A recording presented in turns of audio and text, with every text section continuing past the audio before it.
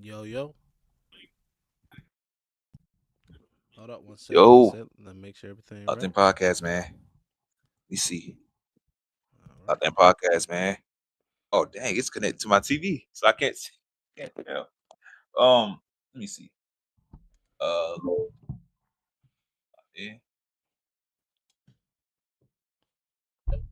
yeah, I can. Locked in podcast, man. How y'all doing? Hope y'all doing good, man. We are doing another episode featuring the safeties, and yeah, you will see me twice over here in the background because I am paying attention to the TV, making sure that everything's good and stuff like that. So, with that being said, TikTok, YouTube, man, I hope y'all doing well. Y'all let us know down in the comments how y'all feeling. Y'all let us know, you know, how this week has been for y'all. Again, if you are on YouTube, if you are on TikTok, man, y'all make sure to subscribe, like and share.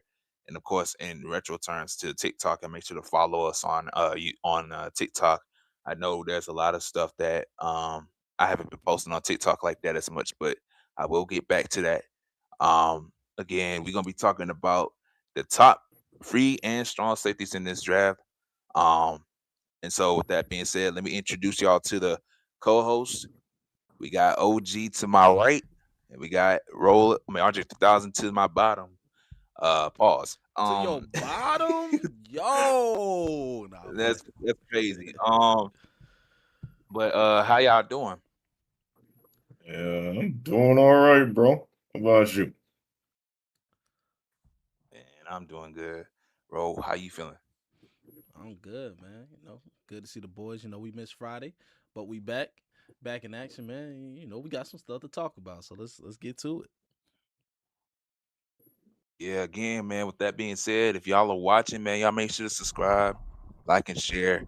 If you're on TikTok, man, y'all make sure to follow us as we're gonna be doing more of this throughout the process. It's about to be draft season really soon, you know what I'm saying? I Coming think up. next month. I think we got like isn't like 3 weeks left, like 3 or 4 weeks left before we Something like get that. into it.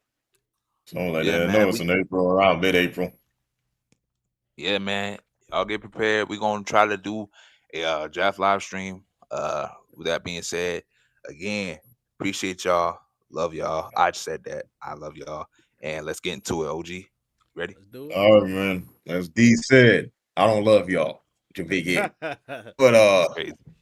I'm talking about you love people and whatnot, man. I got time for that. Look, anyway, I know. we about to get to the top safety. As D said, we're gonna talk about the top safeties in this upcoming draft, man. You know, I got five. Pretty sure Ro got five, and Dion got five. Yes, sir. We So 5-5. I'm gonna go ahead. Yeah, I'm gonna go ahead with my five first, man. I ain't gonna lie. It was a battle. Top Mm. five. It was a title for top five. I'm gonna let you know. Put it out there. My number six is Dylan Diamond. I don't have him highly as rated as most people out here and whatnot. I had to go back to the Purdue tape and the Oregon tape.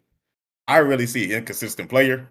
And you know what the funny thing is? Somebody wrote an article about him in the beginning of the Oregon season, right around week 2 or week 3.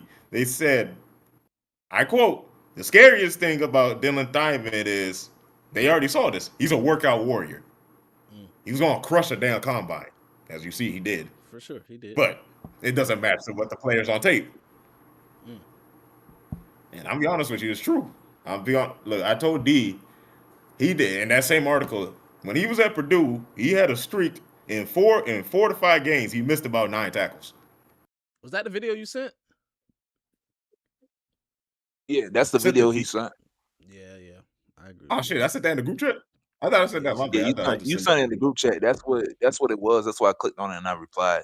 Said Oh, what I the said. thing I said was it was like actually I was just like a British person that was looking at his tape that's a Jets fan. The other one I saw was just article. He just did the math. He was like, hold on. But I mean you can see it. Um I got Dylan Diamond at 6. I think he's got good traits, man, but there's like a lot of inconsistencies for me, even when it's time there. That's why shit. When D told me he ran like a damn 4.3, I said, you don't play like it. That's fair. He'll like you That's know fair. he'll crash down. He'll crash down. Then he'll miss the tackle. It's just like Yeah, you definitely don't I'm see good. 4-3 speed But though. But mm, and I only think because I don't think he knows. I don't think he just got the safety instincts Mm. what that allows you to play fast like that. I think that's why. Because sometimes on runs, my bad, I don't want to stay too much long on Dylan Diamond, but sometimes like if the run's going outside, you'll just see Dylan Diamond. That's where we talking about where the speed, where's the 4.3 speed at? He'll just stand there and just kind of like run with the play instead of going to attack. I'm like, bro, get in there. What the hell you doing, man? Yeah, attacking at the nose. Yeah, man. But nah, man, that number 5 spot, man, I mean, you got some people fighting over it, man. I had, you had my man Wheatley from Penn State, Kamari Woo. Ramsey, Yeah, Bud Clark. They was all fighting for that 5th spot, bro. They was all fighting for that 5th spot for me, man. But I had to end up going with I Bud can agree. Clark, man. Oh, you went with Bud, Freaky Bud Clark for Bud. TCU. Okay, Yeah, okay. I went for Bud for TCU, man. Hey, 6'2" safety, basically free safety, rangy type of cat, smart type of cat, decent tackler. I think Wheatley kind of does the same thing too. There's just some inconsistencies in Wheatley's tackling that that Bud Clark really didn't have, if you ask Mm-hmm. me. And the Kamari Ramsey, man, Kamari Ramsey's about the same player too, man. I think but when it comes to just having like that safety sense, he has it. Yeah. It's just like there's room for improvement for it. You got to grow into it. I don't know when the Kamari started playing safety. Maybe he was a corner at one point, but I think Bud. Hey, I think Bud Clark, and he's somebody that's played a lot of games too, because I think they said Bud either started his sophomore year, transfer some, I forgot what. But basically, Bud Clark is my 5th safety, man. I'm gonna let y'all boys say y'all 5th safety. D, I'll let you go next. I'm a yeah, I was about to say I'm gonna go with. Let me cut this down too, so I won't mess up anything. But I'm gonna go ahead and I'm gonna choose. I think my fifth safety is um it's probably Xavier Scott. Mm-hmm. Um, I like him.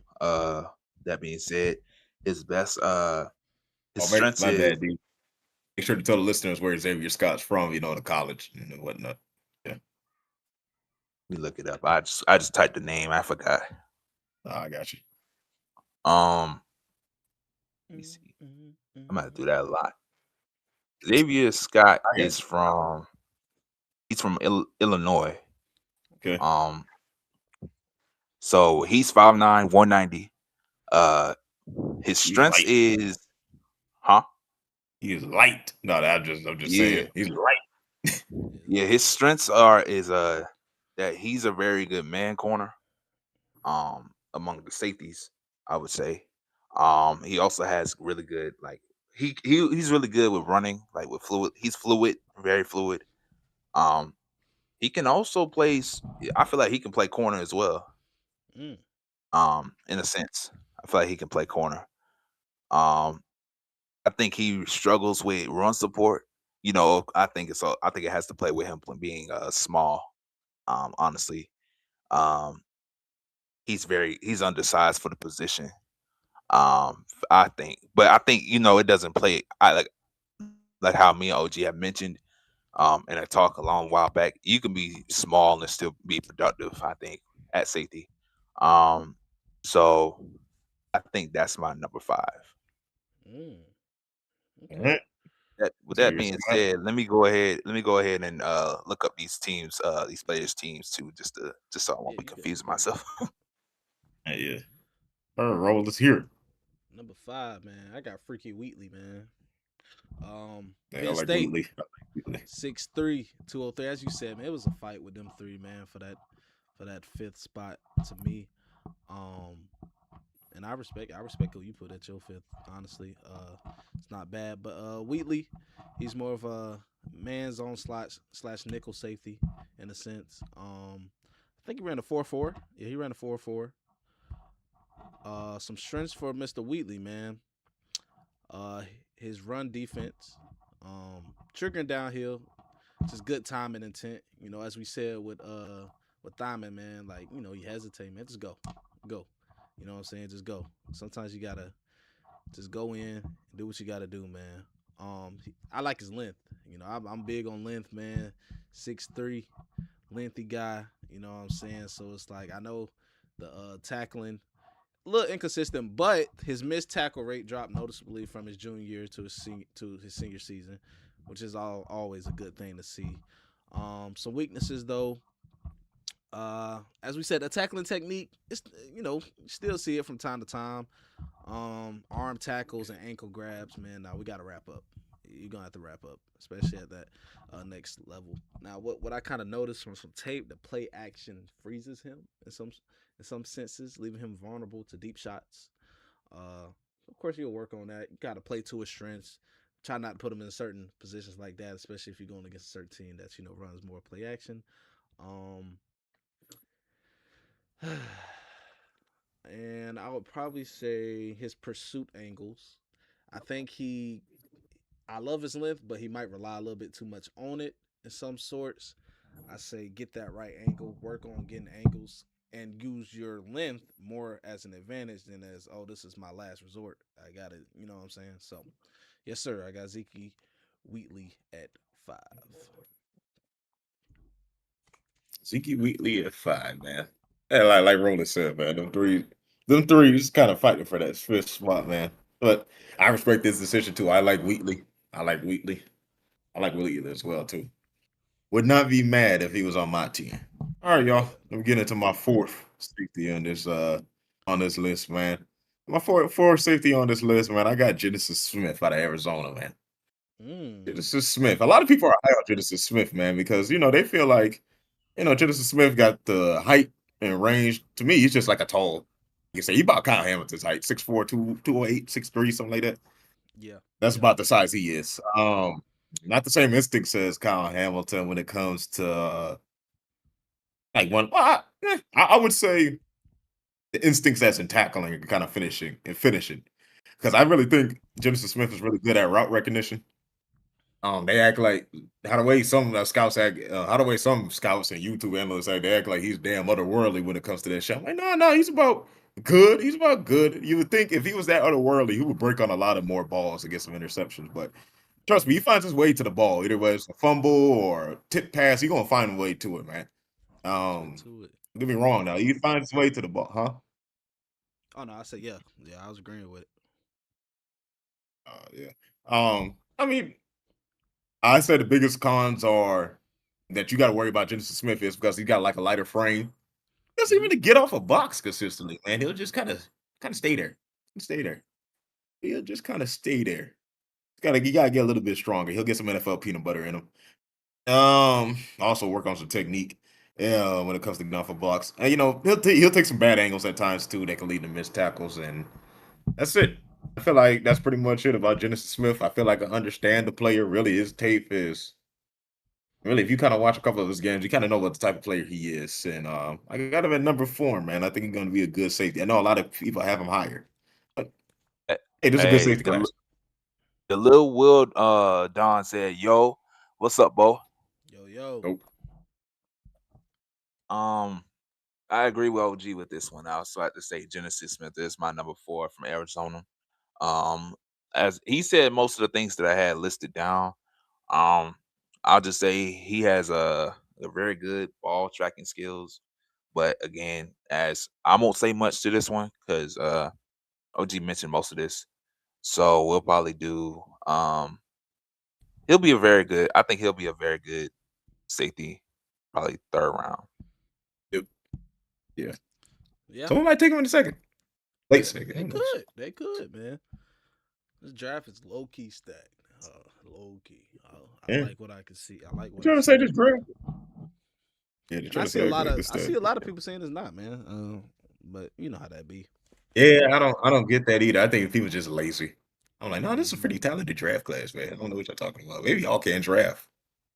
Can't draft. You ever thought Scared to about that? develop. Scared to develop. Yep, that too. Things like that. So yeah, Hmm. man. I'm also have to agree on this, man. Seems like Genesis is 3 for 3 for the 4th spot, man. I like the kid, man. 6'2". He ran a four Jenny? five. As you said, OG man, his instincts, reading the route developments, it's beautiful. It's probably one of the best out of the top 5, really. From what I've seen. Uses his length. Yeah, I think it's one of the best. Yep, yep. Uses his length to contest, catch points and stuff like that, which are more 50-50 receivers that go up and get it. He'll be the one to probably go over there and knock it down for you, man. I like it. His back pedal. Ooh, this is low key clean, y'all. Fluid, real fluid. Um, And Ball production speaks you for could itself, you could man. throw. 10 pass breakups, 4 forced fumble, 5 career picks. I mean, I like the kid, man. You already named his weaknesses, so that comes with it. But yeah, I got Jensen Smith, man, at 4. I can agree with that one. And it's a Smith for Hey, 4. Yes, sir. the little wild one said, "Get on Madden when y'all can." Hey, you just hit me up on Instagram, man. Personally, I think I know you, but hit me up personally. We can get on after this. Mm. Run some And Madden games. Put some money on it though. I'm not a yeah, betting man. You can have that. and I don't play that. I don't play that, and I like my sanity. I think I'm the only one out of the three that plays Madden. So if you really want to play Madden with me, bro, just hit me up on the Lock This Monster 95 on Instagram if you want to. Yeah, D still got PlayStation Plus. Mine's about to. I only did mine for a month, so. But Mine's just ended. oh Pay that shit, ten there you dollars, go. man. Pay Shit, that $10, man. and look here, man. Sometimes it ain't worth it. Sometimes it is. You All got right, man. Let me get to my number 3 safety, man. Man, look here, man. You know, I like safeties that's about my size, man. They like to call us a biscuit away from being a damn linebacker. Well, fuck y'all, man. Hey, AC Harley is my number 3, man. I don't give a shit. And then a Brian brought biscuit us one here away. talking about, man. Uh, hold on, bro. You kind of broke up for a second. What you say? Oh no, I said a biscuit away is true. It's okay. A biscuit away, man. Hey, man. It's okay. We're right. We biscuit away from being a linebacker, but guess what? That don't mean we can play. We can't play shit. The best safeties is in that 220 range. Look here, man. Like I said, I like players around my range too. AC Harley, LSU, man. That's my third safety on this list, man. Let me just trying to look. Big hitter, obviously, because he fucking big. All right. Mm. Big hitter, good pursuit on the ball, run or pass. I think, when you in good instincts and coverage, and he'll make the easy interception. I ain't gonna lie, a lot of interceptions he had at LSU this season, they just gotta toss it to him. This problem with fucking you just gonna give me the ball, catch, run. Catch. I'm gone. What you want him to do? Exactly. Now, funny thing is, when they think about AG Halsey, he ran a 4.5, 4.49, 4.5. Mm. So, a lot of people, I don't know what's this new shit where they always want safeties to guard the fucking slot. I'm like, bro, when did that became like a consideration? I thought the safety's just really supposed to guard tight ends. You could throw AC Holly's big ass on the tight end. He'll probably fare better than somebody like a Genesis Wheatley who got to rely mostly on his length to kind of get in versus AC Harley can really kind of get into him and get lower to the ground and use his weight and strength. It's just I don't know. I think a lot of people just got to get that shit, get their head out their ass with that shit where you need your safety to do every damn thing. Sometimes they just need to be a safety, and I think AC Harley's just really good at that.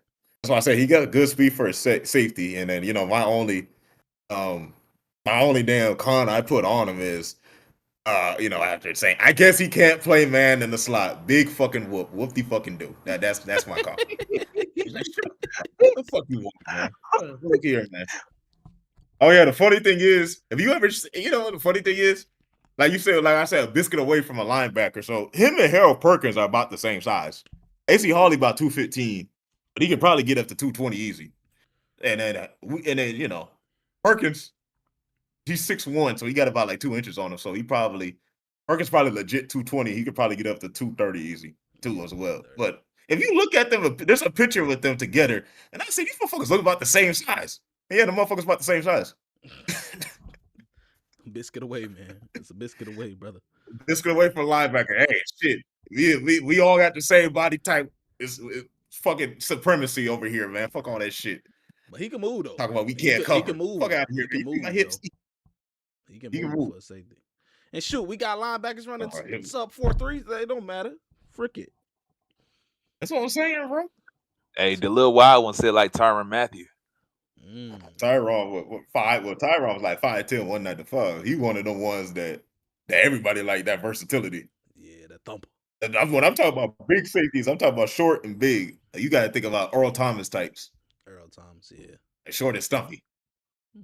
or Leroy or Brian Dawkins, that type. Okay, I about to say Brian. When B Doc started getting weight, yeah. Mm. Again, I my like that third one. one is the same because third one's the same. Not gonna lie. Like I said, OG put me on him. Like, what was that, Wednesday when we talked?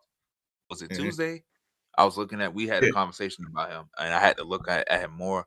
And like I said, this safety class is deep, both free and strong. Um, and yeah, he's my third one. Like he said, the only really kind of issue is like the man coverage. But he said, but Yeah, it gets it's blockers too. all it's It gets a that's something that sideline. No, I'm just getting mad. Like, bro, you telling me who the hell is gonna put this? I mean, hey, if he can do it, he can do it. But who's gonna put his big ass on somebody like a fucking who's a good slot receiver like Puka Nakua? Yeah. Bro, yeah, come on, man. We gotta work in certain situations that will work. Maybe if we closer to the goal line, yes. But with too much space, like, come on, Too man. much. Hell no. right. Um, the little wild one said Revis, but he's not a Reeves is safety though. that a safety, but Reeves ain't that stocky either. He only 6'1", about 205. Mhm. Yeah. Um, Just hey, tell him, hey, look up Harold Perkins and AC Harley. Type it in and just watch the picture of them together. Them some big no, motherfuckers. he can hear you. Oh yeah, look up AC Harley and Harold Perkins and just look at the size of them together. They like 6 foot. They about that 220 range. Really, if you in that damn range, NFL don't like it because they think you're too big to cover smaller guys.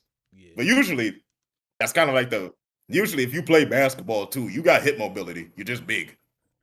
Mhm. Like Right. it's weird. They like you at that size because it's rare. But at the same time, NFL starts worrying because you can't cover the slot, and then everybody throwing out 4 receivers. They're afraid they're afraid they gotta take you out in certain situations. That's why they get like that shit. But yeah. Mhm. He just mentioned who's tall. Cam Chan. You can look at people like Cam Chancellor. If you're talking about NFL, look at people like Cam Chancellor or like people that's like I'm thinking even short. Warrior. Well, but they 6'4", like Kyle Hamilton. They Yeah, short and tall. They short. They got 200 pounds, like because they tall, so it right. evens out. Now you look at Perkins and Harley. They like me. They like middle height but compact. He said You Rondé. know, Ronde Barber. Nah, he's still still a small short corner with some size. It's like you got to think of. Go ahead. The little wild one. Okay, so here's what we're trying to say, right? I'm gonna put this down. So we're talking about safeties. Mhm. All you're mentioning is corners right now. So think of safeties. Rondé is not a safety. Think of someone like think of someone uh You like put it like Earl, Earl Thomas. The yeah, like Earl Earl Thomas. Thomas or ET Nick man. Collins or someone that's like You should in that realm. or Do Roman yourself a Harper Yeah. yeah, Yeah. do yourself a favor and look up safeties around that and 220 range. 5'11", around that 220. 220 range, around Yeah, 5'11", 220, I mean, and look at those and and try to compare that to AC Harley. Mhm. That's what we're saying. Um, Rondé is like 5'10", like 200 or something 195, like that. 205. Yeah, it is heavy. Yeah, It's 205. 195, Yeah. 205. You're in the realm. He said Earl's small though. That's what we're trying to get. That's what we're That's what we're getting at. saying. 'Cause That's what Mhm. Earl we're is saying. small as a height wise, but Earl's a big dude. If you saw him with Cam Yeah, Chancellor, he's just as wide as him. Yeah. right. So yeah, That's what we're we're saying. we're just talking about like safeties. We understand. I understand what you're saying though, because you're trying to compare like small and compact players, but just focus more like on the safeties.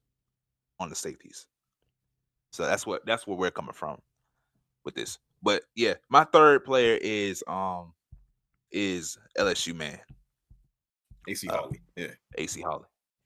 We probably say this last name wrong, but it's all right, bro.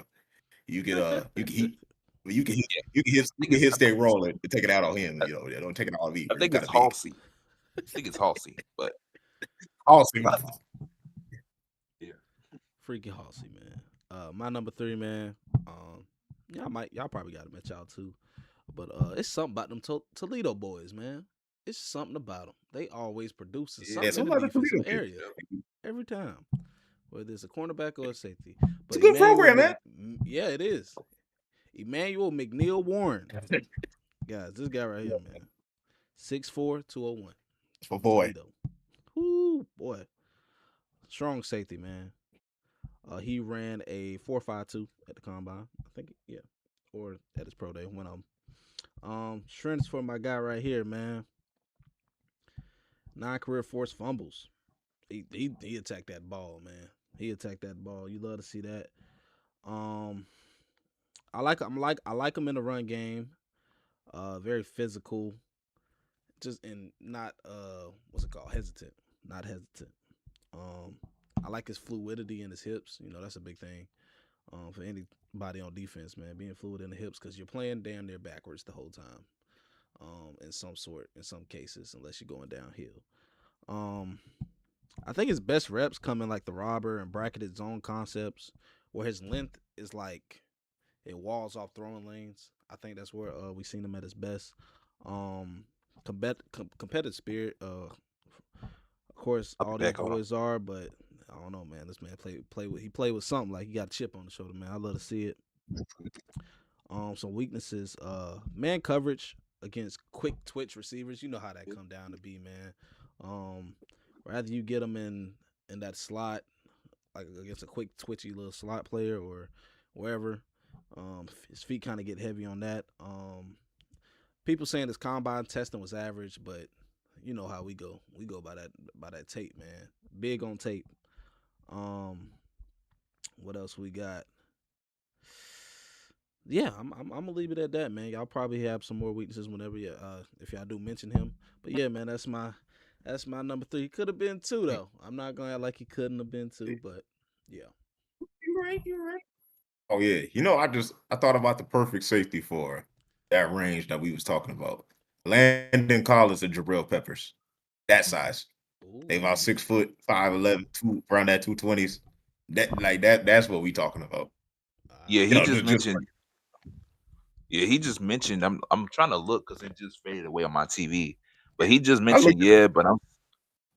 go ahead. Go ahead. He just mentioned, yeah, but I'm saying it ain't no safety. Man, it ain't no safeties. They all small. Well, he said people around that. I don't get what he's saying. mm, Hey, if you're still in the chat, man, clarify what you mean, man, because what I think I know what you're trying to say, but like what we're saying is like We Rondé just said it. is It's a rare size because if you around that weight, you 5'11", you damn near 200, you pass 205. All right, but you're not as big as a linebacker. They gonna put you at safety. That's what we talking about, especially in the high school yeah. level because it's a rare size. Kids usually don't get that big until they start hitting the college level. And then when you think about Jabril Peppers and Landon Collins, they was probably always that weight. They damn senior year in high school. So we're talking about that Uh, size. And then, they say another Earl. Go ahead. I say another prime example, Jamal Adams. Jamal Adams, prime example, around that rate facts. too. 5'11", 5'10", 6, between 6'1", around that 220 range, could get to 220 easy, but NFL got to keep him at a certain weight just so they could cover. But that's how it is. That's what we talking about, man. I think if you just look at them players and see their size, you know what's the difference. And Earl, they say he was 205. I saw Earl at his biggest. He was at least 215. Then they only record weights by one time. Um, Man, but Rose said it, man. He's right. My number two is Emmanuel McNeil Warren, man. And some of the same things that Roland already said too that I like about Warren, man. I mean, look, he just like Harley got some nice hits on his tape, man. He's knocking shit over that comes over the middle, man. A lot of people say that Emmanuel McNeil Warren's probably going to be a rover guy that sits in the middle. I think he got some Yeah, free safety in him. I think you do. He got some free Yeah, safety in you him. can throw him So, in the bag of the two. I wouldn't be mad at it. yeah, you can, especially around like we get close to the end zone. We could put him there. Yeah, But I get it. You run him around the block because hey, he's good at getting off of the blocks. He's got a knack for knocking out the ball too. I think he had a couple of forced fumbles. Like I said, good Hey, cover skills for strong safety. now you get. I was just gotta correct something. You get. Physical. I think more like most people say well, can he cover a tight end? Yeah. Well, can he cover the slot? All right, asshole. What the fuck is with you in this damn safety's covering the slot, man? I thought that's what we got a nickel corner for. Out of here, man. Damn. No facts. Let's talk. Hey, we already talked about, but yes, we got a nickel corner for what? Now, I don't understand that, bro. Now you say no. I won't put my safety Safeties out off there. they All right, no. normal, What? off they slot work. All right. I don't know, bro. But I guess Yeah, what I as you don't said, know. NFL packages, how offenses work now. These you put 4 wide out something. Yeah, they it's a want little tricky, but you overthinking that shit Real sometimes, though. quick, real quick. what's Yeah, up? Jabril, he said Jabril 6'2". Look at this. I don't know if y'all can see it. I'm gonna do it like this. Jabril Jabril is probably five. he's lit. Jabril's 5'11". Yeah, 5'11". What they said? He's 213. 5'11", 213. Yeah, 5'11". Yeah, Jabril And then he was said Ed short Reed. and compact. Yeah. Jabril was probably listed at 6'2" at Michigan because they lie about heights all the damn time. No, you about 5'11". Trust And me, then bro. he said I'm Ed about the same. I'm the same size of them. I'm the same size of them cats. I see some of them cats in real life. I know when I see myself on the field, I'm like, nigga, you about my size, bro. Right. And also he said Ed Reed. That will probably be more of the rounds There that you you're go. Ed talking Reed about. is one of them. Yeah. That's the round right Bingo. there. There That's you go. that's the round. There you That's go. the round. Yeah.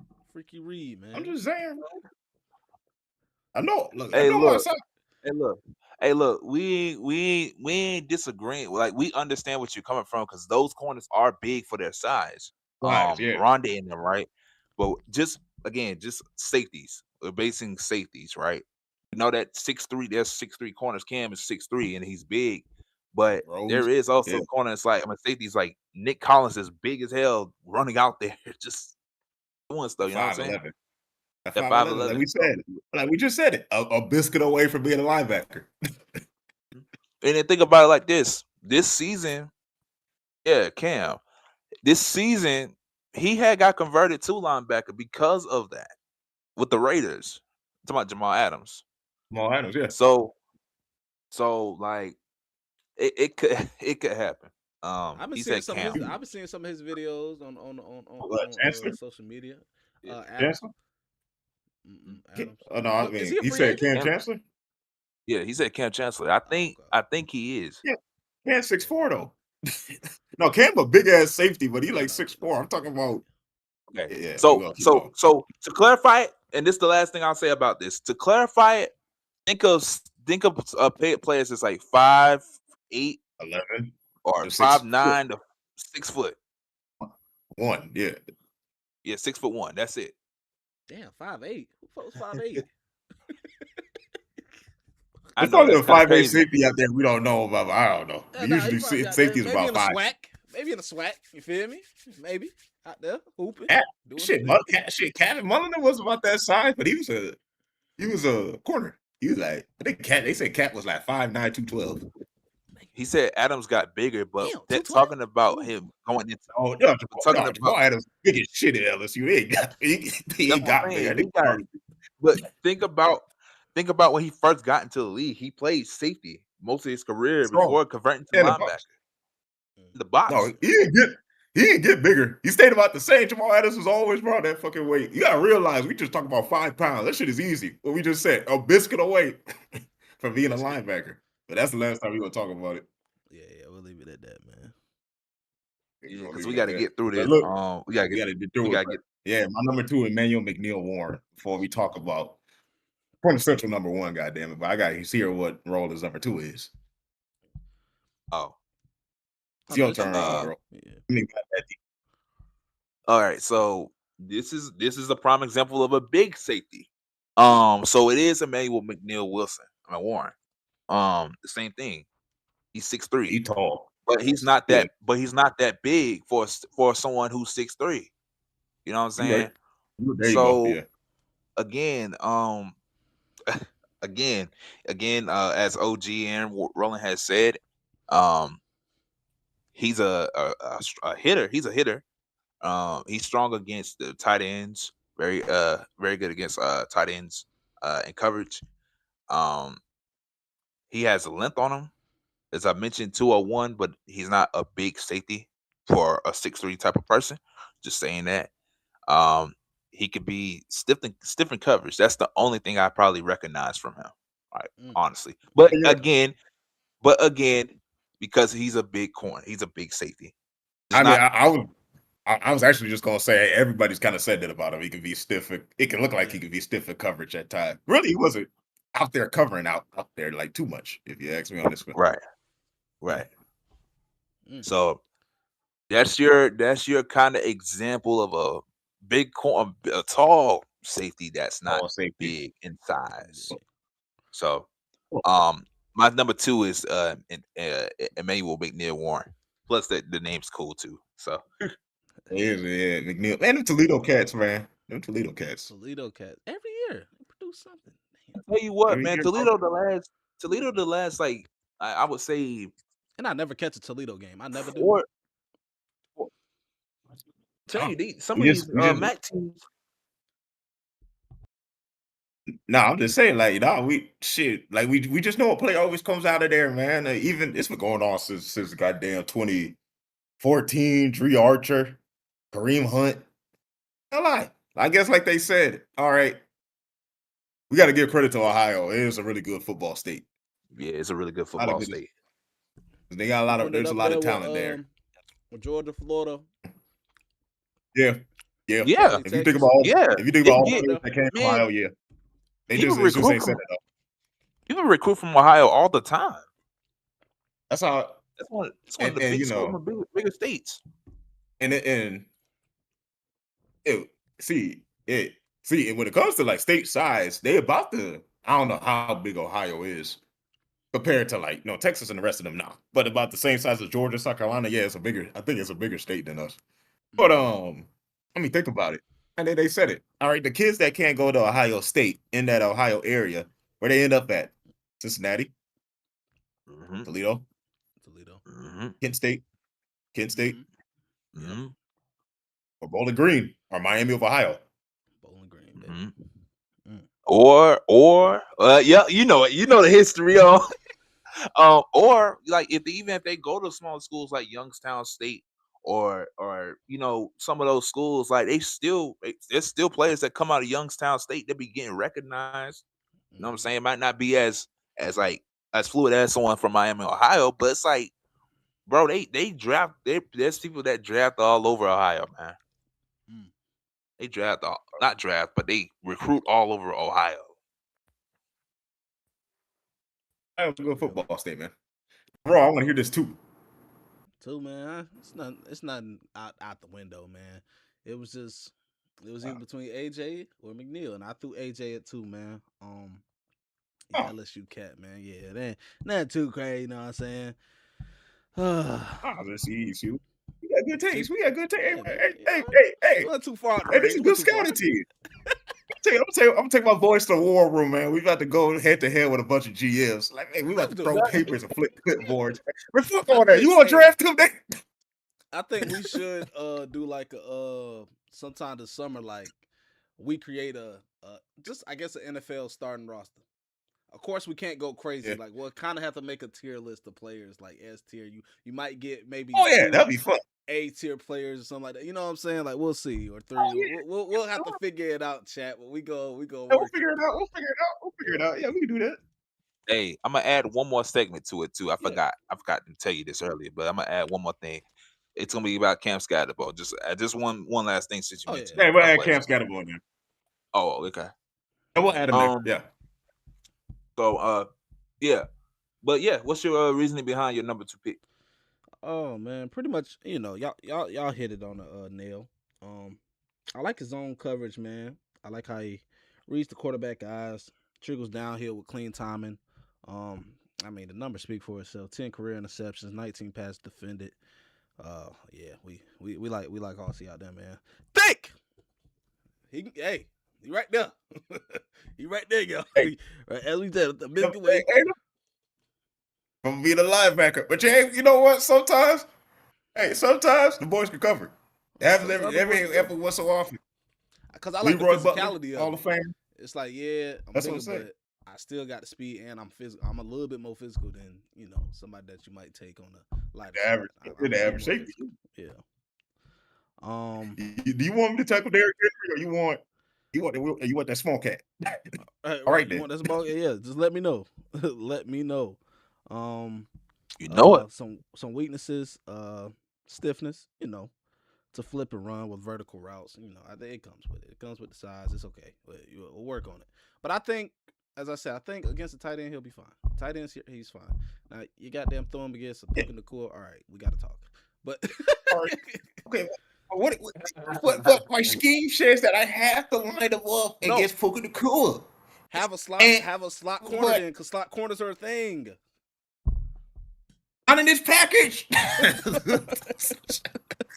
So that's what we dealing with. I'm telling you. And of What the fuck course, is wrong with you, man? last weakness, you know, the top end speed not crazy, but it's good enough. I say it's good enough, and yeah, man, I just got him up there because I watched more tape on him this year. That's probably why I got him up there. But McNeil is right there too. Toledo produces freaking studs, so I'm not against it. Yeah, I feel it. Shit, I feel like. And I do want to say six was Thynman. After I watched that video that you sent, OG, I said, yeah, you're not in my top 5, bro. No, nothing against you. Great combine bro. and everything, but it was. Yeah, great combine. Like I said, I think Dylan Diamond got. I think Dylan Diamond got stuff to work with, man. But I just think he don't got the instincts like a safety like you would want him to. I just say like I ain't gonna lie, he's fast. Yeah.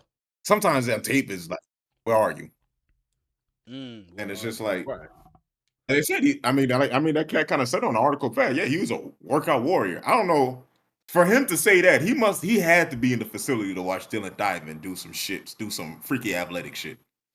So that's not somebody talking out their ass, because he said that even like almost damn near a year, but like way before the combine even happened. Yeah. So that's somebody that scouted Dylan Diamond for a bit. Yeah, that's what I'm saying. Like it's like another Troy Apka situation, right? When we see a man running like a 4.37. If y'all don't know who Troy Apka is, I'll put that. I'll make the post on the bottom right of us. He was the guy that Dion said. Yeah, that white boy running. I mean, that fast. Yeah, I gotta go talk to him.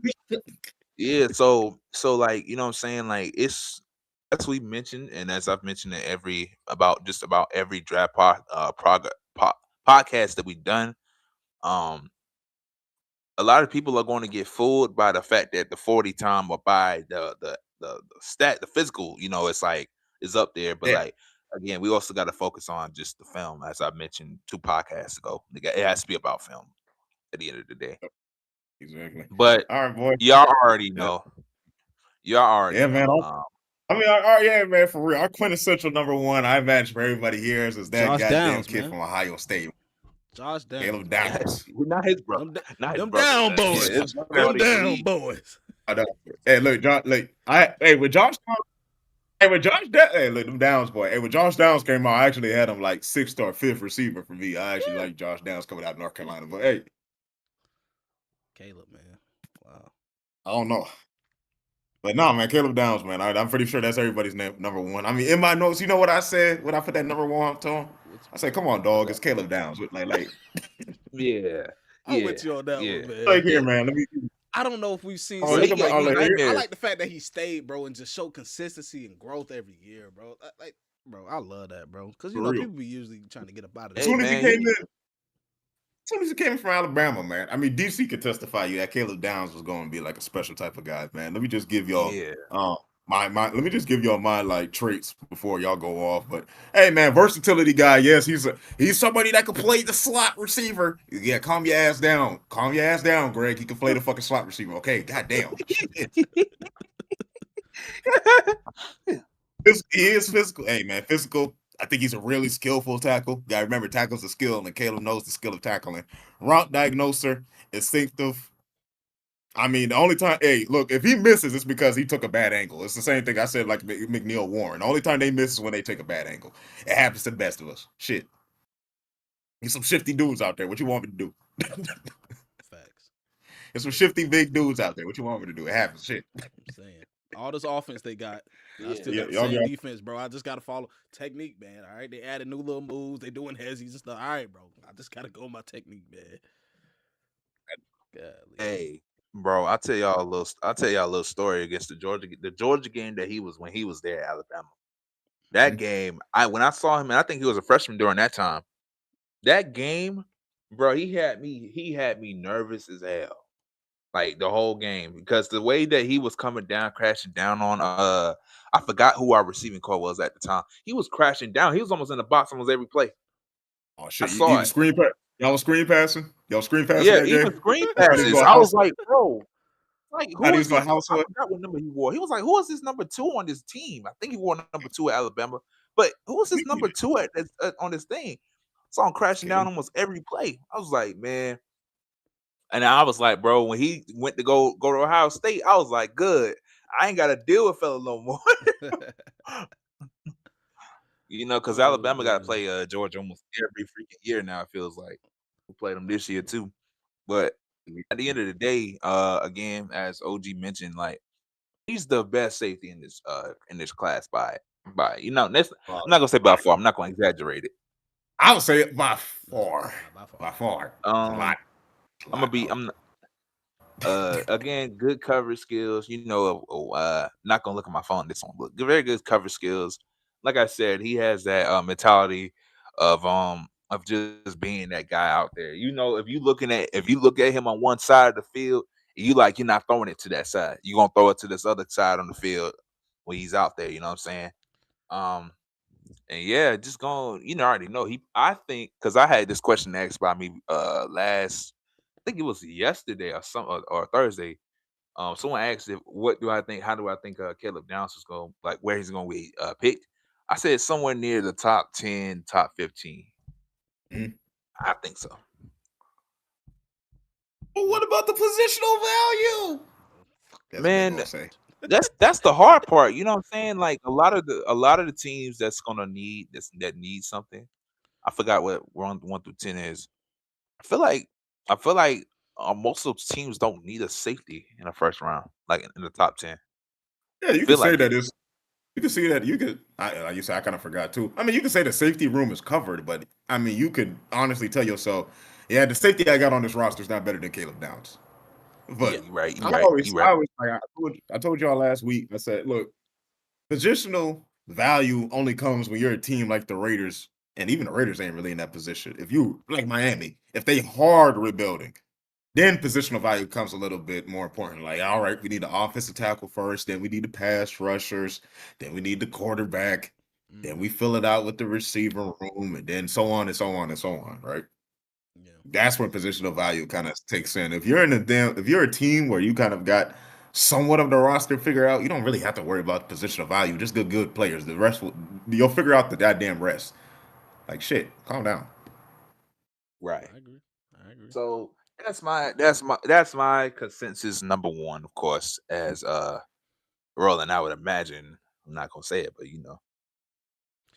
Yeah, man. My number one, man. Yeah, I can't even troll on this one, man. It's just Caleb Downs, man. I mean, it's Caleb Downs, bro. I can't troll. Usually I troll and say somebody else for number. I can't even do it, y'all. I'm gonna name a couple things, and it's gonna be one word only.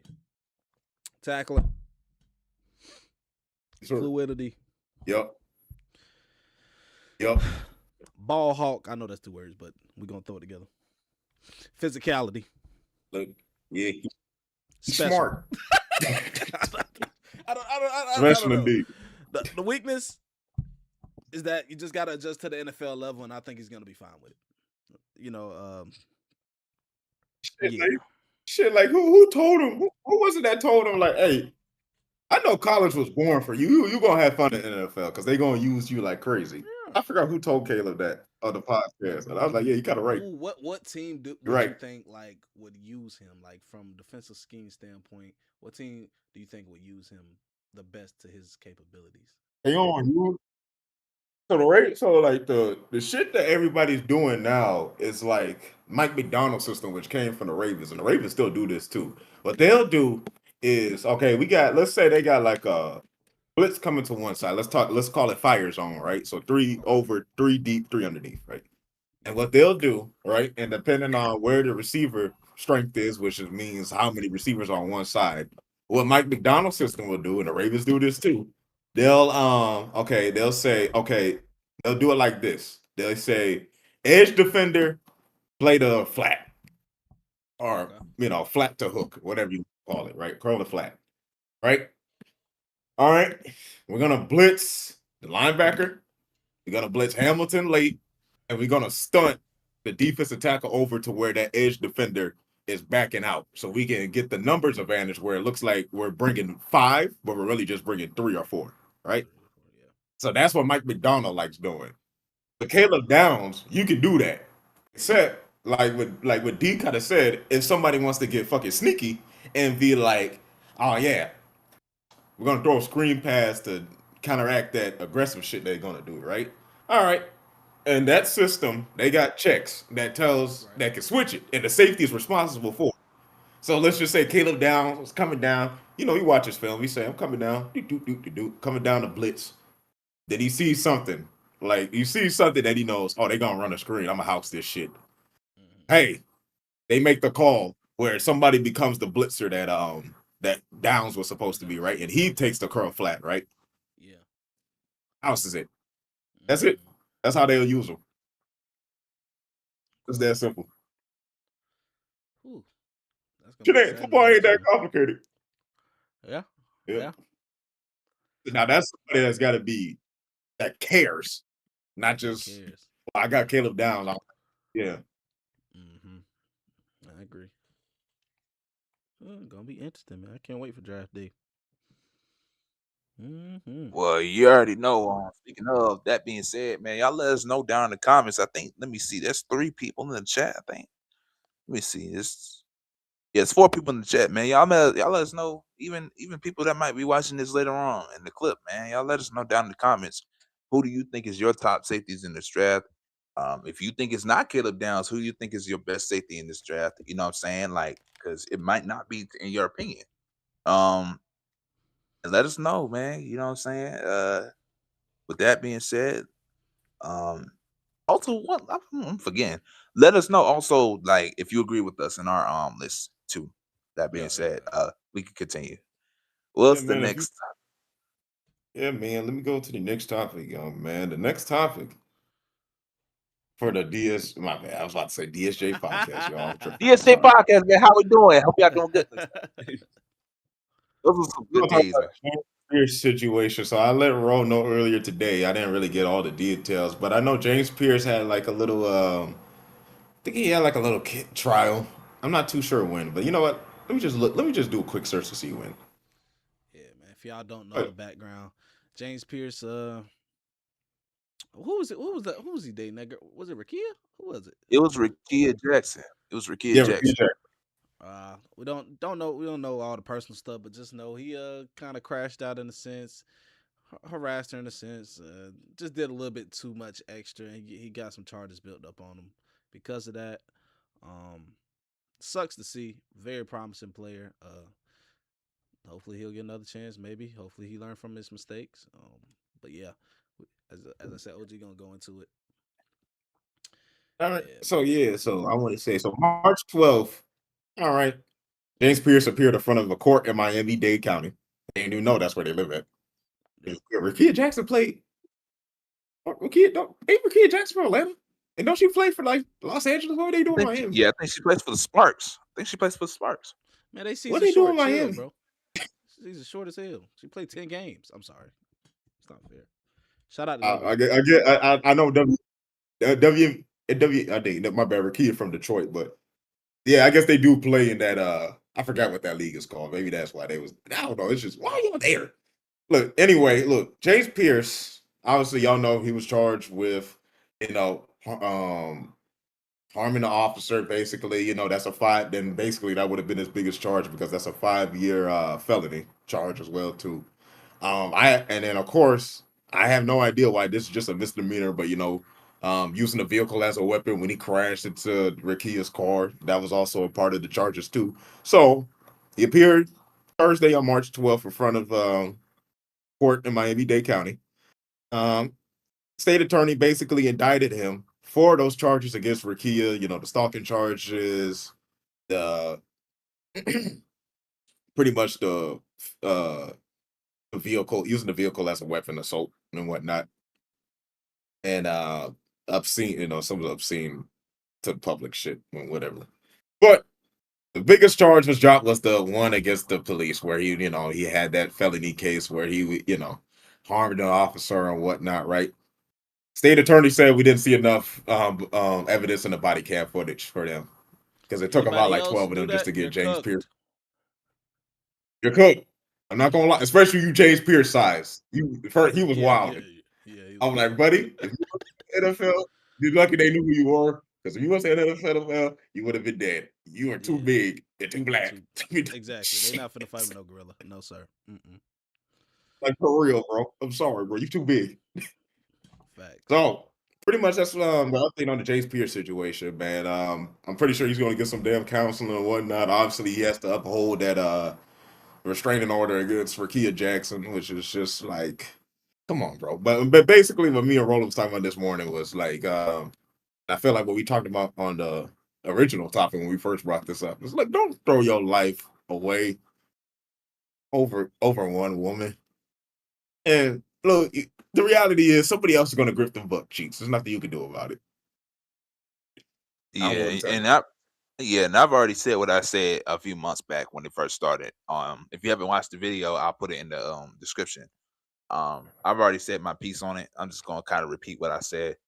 Like it's not worth doggone losing everything that's in front of you just to get it taken away. Uh because of someone and how they might have done you or broken up with you. It's not worth all that, you know what I'm saying? Um it's like doggone, there's so many women out here in this world that you can always go talk to, go meet up with, go speak to, you know what I'm saying? And you know what I'm saying, you'll still have a clean life behind you. So it does suck that James Pierce had put himself in this situation, but luckily, he doesn't have that charge on him. And hopefully he learns from it. You know what I'm saying? Hopefully he learns from it. And it just shows Well, that, man. he doesn't have the police aggravated battery. He still got Yeah, that's what I'm saying. That big charge that was gonna have him for 5 years. Mhm. Um, but yeah, man, shoot, man, it's tough, man. But hopefully James Pierce can will learn from it and move on and just Hmm. So push what through. do y'all think, man? Suspension wise, is he out? What we think? 5, 5 games. I got 5 games. That's my no over than 5 games, and no under the 5 games. I'm going straight 5. 5. I would say they probably still. I think they'll probably just like if they didn't give Rasheed Rice, like, who has done like probably a worse situation than Hit and James run. He had Pierce. a hit and run. Yeah. Did Like, anybody die from yeah, is it yeah, two people died from that situation. They did? he Damn. he did he serve no he, they Yeah, two people. I think did two he people serve no died. suspicion? Let me check. Yeah, he had no suspension. Yeah, Was you fact check me.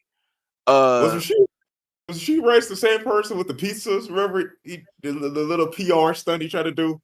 Try to serve Yeah, pizzas around his community and shit. And I'm like, bro, yep, y'all some trifling yep, ass people. yep. Oh no, nobody Fact died. check Nobody me. died. Okay, They okay. Oh, suffered okay. some injuries though, some pretty serious injuries.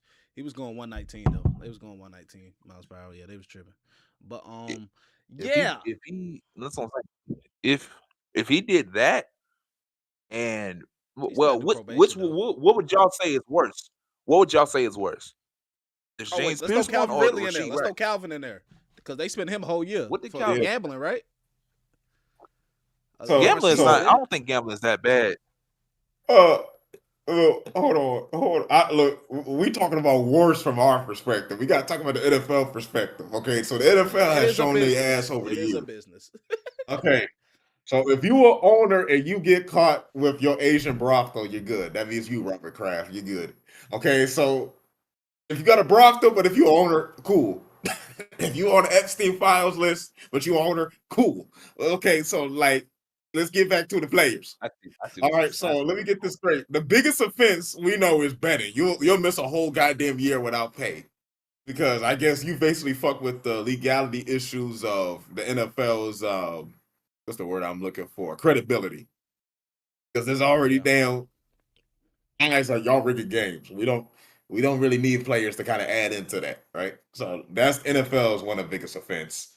All right, misdemeanor when you hit abroad, excuse me, but if you hit a woman, it kind of changes because you could be like Wheeler from the Seahawks, or he literally beat his girlfriend bloody, and she recorded the damn video, the black girl. And I forgot what the hell happened to Wheeler. I don't know if he got on the team or if he's already cut, but that shit was egregious. His ass should have been in jail. I don't even. His ass should have been in jail. Um, Well, we got I wonder Kareem if he Hunt, even my went to boy. jail. Not my boy. Then you got Kareem Hunt Kicking situation, but people. he kicked old girl at Ohio bar. I forgot. Did he? How long he got suspended? I think only like 5 or 6 games. So that's why I say 5 games. But and then Tyreek Hill, I still don't know about him punching a pregnant woman. I still don't know what the hell. I don't even know when that happened. Yeah. I don't know if he got suspended or not. And then of course Ray Rice back in 2012 when basically if you did do something like this, when you know the TV national media was strong, so you know you couldn't Yeah. cover your ass for this. He basically couldn't get his career back. Yeah. Kareem Yeah. Hunt I don't know. was It's suspended Which random at 8 which times. games. Kareem Hunt was suspended 8 games in 2019 season. 8 games. Okay, gotcha. I don't. I ain't so gonna lie, y'all. I don't know because it's so goddamn random. I so don't know in what that they end up. Okay, then I'll give so in him that regard, 5 or 6. right? I was about to say, so in that regard, I'll probably give freaking 6, 7.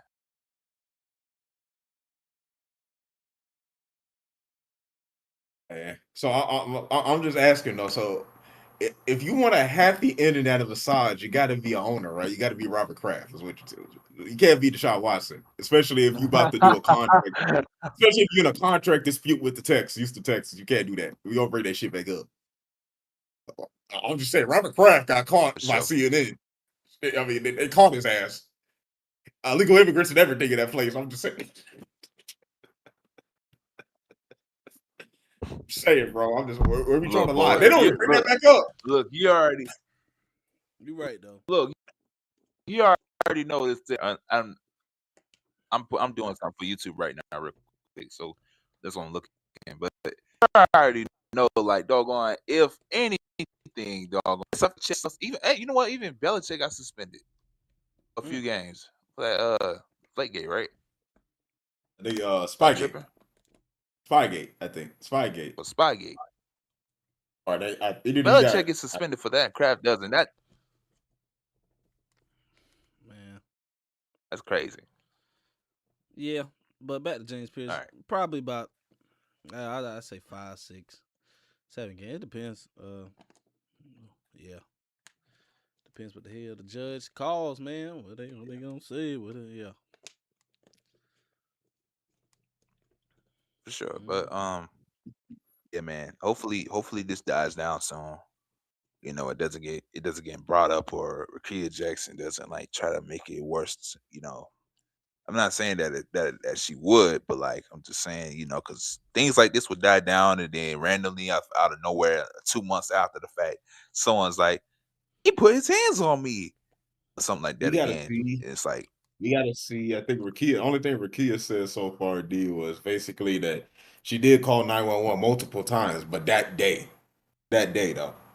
So, like we said, it must have been in a day. I don't know what Rakia did. I don't know what James Pierce found out. I don't know what James Pierce did for that to situation. I know all I just know is it takes two to tango, It and does. But they, as a man, you just gotta they, control yourself, man.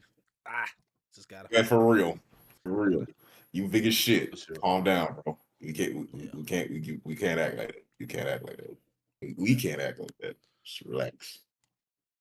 But Fact. hey, man, before we move on to this March Madness, man, I think D wants to talk about our favorite a little ghetto in me, white boy. That is Cam Scatterbo. Y'all remember when he said that? Got a little ghetto in me. All right, man. All right, man. All right, man. Let me tell y'all a little something. All right. I'm about, like I said, I'm looking at YouTube again. I'm editing it real quick. Mhm. Let me tell y'all something, man. So Cam Scatterbo went on this podcast. Uh, okay, you already did that. Cam Scatterbo went on this podcast and had said, got asked a question about if CTE is real and if asthma is real. And Buddy went out and said, doggone, yeah, I think it's fake.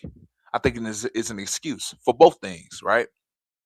So it had me so mad because it just had me thinking like, bro, so this dude who has gone on record at Arizona State hitting his helmet against the brick wall, I just saw that today. Um, who has said some of the stupidest things I've ever seen, like some of the stupidest things I heard. And part of it, I blame on Amon Ra too. Part of it is like, bro, I'm not trying to say nothing crazy. Y'all let They me gave know him a down in the description if you seen that. But no. Basically, what you're saying is they gave what's him a that? platform. You're saying Yeah, that they they gave gave him a this platform. man a platform. Right. They gave this man a platform. Now, I'm one of those people that never go against people who be on podcasts because I got a podcast too. And one of these times, you never know. In an NFL player might want to be like, hey, let's go on Locked In Podcast. I'm never against that, right? But at the end of the day, some of these people be making it to the point where they doing the most because they feel like the platform that they're on, they have to kind of represent themselves as this tough guy, as this person that literally carries themselves in a higher regard and all this stuff, right? All these NFL podcasts, all these NBA podcasts is not focused on the main priority, which is that subject. And I've noticed that a lot more as of recently. Like we got Emmanuel Acho, and this is crazy because I was just watching something against him. Against this. We got people like Emmanuel Acho and all these other guys just coming out here talking bad about players, trying to find ways to get clickbait, right? And it's like, bro, just be yourself. You know what I'm saying, Cam? If you think that doggone people aren't it's fake to have asthma. People die from asthma attacks all the time. So if it was fake, why the hell would that be the case? Why the hell would asthma pumps be real then? Like, why we have asthma pumps? You know what I'm saying? Like this dude came out and apologized about it, but at the end of the day, I don't think he wrote it. I don't think he wrote that. He didn't. I don't think he wrote that apology. His PR team I did don't it, think man. he did. You know how that be. Man, that's what I'm saying, bro. Like you gotta have common sense. You already a well-known player, right? And you already know a lot of these guys are looking up to you. A lot of the younger bulls are looking up to you and want to be like, hey, I want to be like Cam Scatterbo. You don't Right. want to grow Who? up. And I'm talking about younger kids now. I'm talking about younger kids, not in our age group, but younger He said, kids that's watching "Who?" You're right. football. They want to be like number 34. You're right. They Oh, want to be like number gosh. 34. That's what I'm saying. Or I 32, hear whatever that. his I number hear is. that. I know there's some kids You know that what I'm won't saying? be like, But you leaving a bad representation on Who? going on podcasts and saying, "Well, I don't believe in asthma because it's an excuse," or "I don't believe in CTE because it's real." As OG told me yesterday, you don't know about CTE until you passed away, and until they get the samples of you and stuff like that. Right? Is it samples yeah, or is it? they have to basically diagnose your brain and do a Yeah, bunch you of have like to diagnose your brand. scans and Right. measurements to see if you had that traumatic issues that show signs of CTE. It's only you can only be recorded once you're dead, and you have to agree for them to have access to your brain. Hmm. Right. So with that being said, and I'll keep this short, and I want y'all's opinions on it too. I'll keep this short, but a lot of these platforms has to stop trying to make clickbait material. If you know that you're gonna say something foolish, why even try to go ahead and say it? Like I know on this podcast, and I'm not saying that our podcast is better than any other podcast. We got 1,000 followers, but at the end of the day, there's other people that has 10,000, 20,000. You know what I'm saying? We'll get to that point. But one thing we don't try to do is we don't try to diminish nobody from like the perspective of saying like, hey, CTE is fake, or hey man, injury that let me see the injury for that someone had is just fate. They don't want to play basketball or football no more. Like that's just nasty. You know what I'm saying? So a lot of these athletes with these platforms, man, it's a bad representation when you go on a podcast or when you go somewhere and you just say, "Well, hey, I just think it's fake," because you think it's just cool to say, or you think that you have to have this as what people were saying, blue collar mentality, which is we ain't gonna say nothing about that. I ain't gonna say that. But like at the end of the day, just have common sense when you're on a podcast or when you're on a platform anywhere. Hey, Um, man. and stop acting like you have to be this tough guy when you really don't have to be. So Hey, that's all I'm gonna say about that. Y'all got anything to true. say about it? Yeah, only things the fact is just to follow up on what we talked about before, where it's kind of it needs to stop with a lot of these former players getting on podcasts because I realize just how fucking high school and grade school y'all motherfuckers are. Y'all need to stop. Y'all have nothing else to say. Y'all say dumb shit like what Cam said on this on the regular, and I'm tired of it, bro. Nobody takes you seriously other than other goofies and failures, and I'm gonna say failures and motherfuckers who be got they pom poms on for male athletes like they still 13 again, bro. You can sit your ass down, man. No, man, it's the same because with Gil's crew, it's always something to the Always. point where I don't even care if it was the right thing to do. It's always something with this group. It's annoying. It's very catty and femaleish. I don't I don't care. I told D. D said to me like, "Damn, you haven't brought them up in like a year or so." I said, "D, I forgot what situation, but I had to stop. It was probably around that Pat Beverly shit. I was just like, I can't take this, bro. Y'all, Man, y'all, yeah, y'all refuse to talk about basketball. yeah. Right. And there were fans getting on Kenyon Martin too about that situation where he had went off on that person that was getting on him about his lips, his disability. Right? They were Yes, saying, bro, listen, you out here doggone saying like that you ain't apologizing to someone because they talk bad about you, even though it happened years ago. I think that's what they were saying in the comments. It happened years ago. Like, dog, you don't have to It be like happened. that, yeah, bro. So a yeah. lot of Yeah. Yeah, Kenya got some hypocrite moments. I think I forgot. I know what you're talking about. I mean, it's just so much. It's just so much shit that it's hard to keep up with. It's just like I don't have to, bro. That's not my life. I don't care enough. Right. right. Like I'm not out like even like I'm gonna tell y'all the truth. Even when I do edit the podcast, I don't be wanting to always rewatch the own podcast because I'm already editing the clips and Right. doggone hearing what y'all saying. So it's like if I don't want to hear, sometimes I'm just being blunt. But if I don't want to hear what was being said and what we talked about, even also too, because I hear it like from my perspective as well as I'm talking about Mhm. it, like I don't want to go on anyone else's podcast and hear drama talking about the CT isn't real. I mean, it's more like I'm more upset CT. about the asthma thing. Yeah, The CT. asthma thing Exactly. I'm more upset about. Yeah. But No, and then, but my bad. I don't mean to interrupt. But it's like you said, CT isn't real. This and that. Oh, I almost would have fought him, but we would have fought. I would have done this. I'm like, nigga, you're 50. I don't give a shit no more, bro. Why the hell you bringing up shit back from '98? Like, dog. yeah, the whole the If whole you was that mad, it would have been settled by now. If it isn't, just let it go, cause I don't care. Like I ain't like these other cats that ain't got shit going on. So your drama becomes basically they pastime entertainment because they Mm-hmm. dorks. I'm not like that. Just Mm-hmm. y'all, right. y'all athletes just gotta chill out with the podcast. Y'all are not philanthropists, okay? Y'all are not scientists. Y'all not even goddamn nutritionists.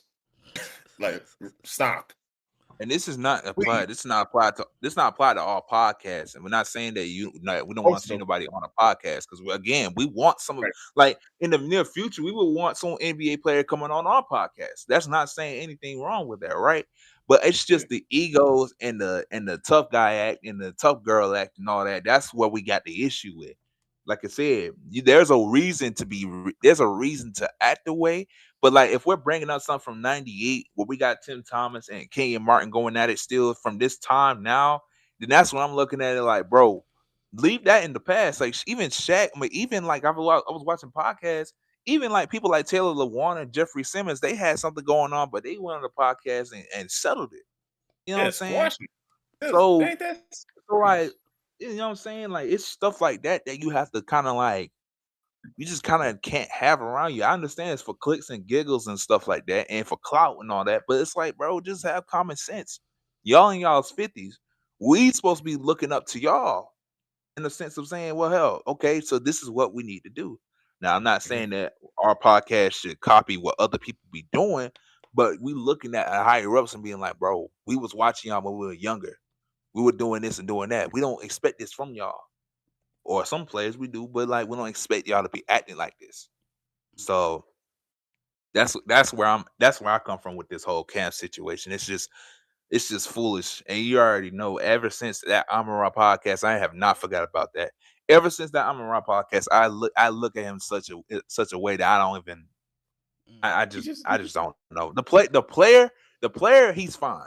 The yeah. person I just can't rock with that. I'm just He being just real. got a little ghetto. He just got a little ghetto in him, man. He just got a little. Little ghetto in them. Hey, Nah, but I agree hey, with man. y'all Before saying we though. move on to March, my bad, bro. Sorry, I didn't mean to interrupt. No, you good, brother. Oh, no, man. Before we move on to March Madness, man, this kind of reminds me of Jared Verse because Jared Verse is funny, bro. Hey, man, I get it. You came from a small college, you transferred to Florida State. I get it. You got that me against the world attitude. I respect it. Mm-hmm. But you got to, like D said with the ego on the podcast, bro. You got to stop. You are the king of man. I almost would have, should have fought this person. Should have, would have, could. Shoulda, But I woulda, was about to coulda. fight the whole time. And he even admitted it. He's like, yeah, I was wrong. Man, I pushed Darnold to the ground and they came over there quick as shit. I was like, damn, I respect it. I respect it. But guess what? I would have fought all of y'all. I'm like, bro, Would come have fought on, all Jared, y'all. come on, Got dog. stomped out. Stomped out. Stomped out. Like, They Jared, they gonna do they gonna do him like Miles Garrett in 2019 when he had hit the helmet against somebody. He had Marquise Pouncey running up on him and just throwing the hands. whole team Like pounced on him. That's it. That's it. the Whole whole team team. jumped I'm on like, him. yeah, he was wilding. What the hell? I remember watching that live. I said, oh, he brought the helmet out. Next thing you know, you see everybody jumping out there. Hey, See, I yo, ain't gonna it's lie, bro. Yeah, crazy that was years ago, bro. Wow. That's crazy. Bro, we getting old. We getting Wow. old. we To the are. 5 people in the chat, to the 4 or 5 people in the chat, man, y'all make sure to let us know in the comments how you feel about that situation if you've seen it. If you For haven't, real. look up Cam Scatterbo CT. Sorry, the gum is you know how Yeah, you yeah, you good. You good. Cam Scatterbo Cam Scatterbo CTE. Look that up on YouTube and see it for yourselves, man, because it's Mm-hmm. crazy to me. And even the apology just doesn't seem like from himself. It just seemed like from his PR Oh yeah. team. Well, Yeah, we already know So yeah, that. yeah. He gotta get back in them Chicken Campbell commercials with Malik Neighbors by August. So Oh, for sure, gotta you gotta know it. get things right. For but sure. yeah, that's all Uh, that's all I gotta say about that. And this is no disrespect towards Cam Scatterbo. It's just have common sense. Mm-hmm. You're like 23 years old, bro. I'm 23. Have common sense. Especially when That's you all I'm got saying. a platform like that and you're a known player in and the a kids very love high you. market, in a very in a market that's very they like to grandiose a lot of things. A lot of So things. Yep. yeah, You gotta be careful. in New York. Yep. All right, boys, it's March, man. It's March, so you already know what that means. It's college Woo! basketball. March of Madness time. This is where everybody pretends like they know anything about college basketball because they're gonna fill out a goddamn bracket. And most of I'm keeping on it. And they know darn well they ain't watching enough college basketball this year to even make You, a bracket. You just make one to make one. Like so. you just make one to make one. You go You and can usually you they can go on with pocket the change. highest seed. They go with the highest seed unless they flip it on a coin.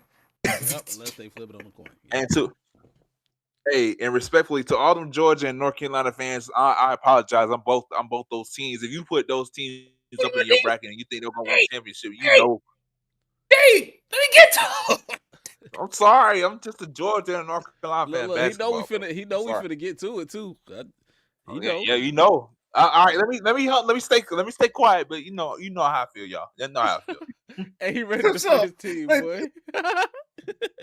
Mhm. it's like Oh D man. Yep. said, man. There's a couple of a lot of brackets got fucked up. All right. I And think we're it's not talking 94 about perfect close brackets games. though. maybe about 2 days Really? ago they said That it was that like makes sense. 94. Yeah, Hey, 1 day ago, something like I'll be back That- real quick. Hold on. that's some damn luck. 94 brackets is goddamn crazy. You know how many people fill out brackets? that. Multiple It takes a brackets at little that. bit of luck. Facts. God damn. It takes some luck. It takes some luck, boys. I wanna know who's in that 94. I want to know who's the one that knows the most like about college basketball. But Right. as D said, there was a bunch of upsets that messed up everybody's brackets within the first round, man. We're Mm-hmm. not talking about close games like Ohio State and TCU where you're deciding between the eighth and ninth seed. Nah, man, we're talking about games where it's just like damn. High Point, Cause Wisconsin. damn. High Point in Wisconsin came down to the last shot. Who would have predicted that? Well, guess what? Don't matter. Your bracket is done. And Your of bracket course, done. and of course, these Georgia Bulldogs, going against St. Louis. St. St. Louis is a good team. They Louis. can sneak up. St. Louis sneaks up on people when it comes to tournament time, and they say, "Hey, this is a winnable game for Georgia." Yeah, they thought it was gonna be a close game. What happened? They got smacked. They got They smacked, got bro. smacked.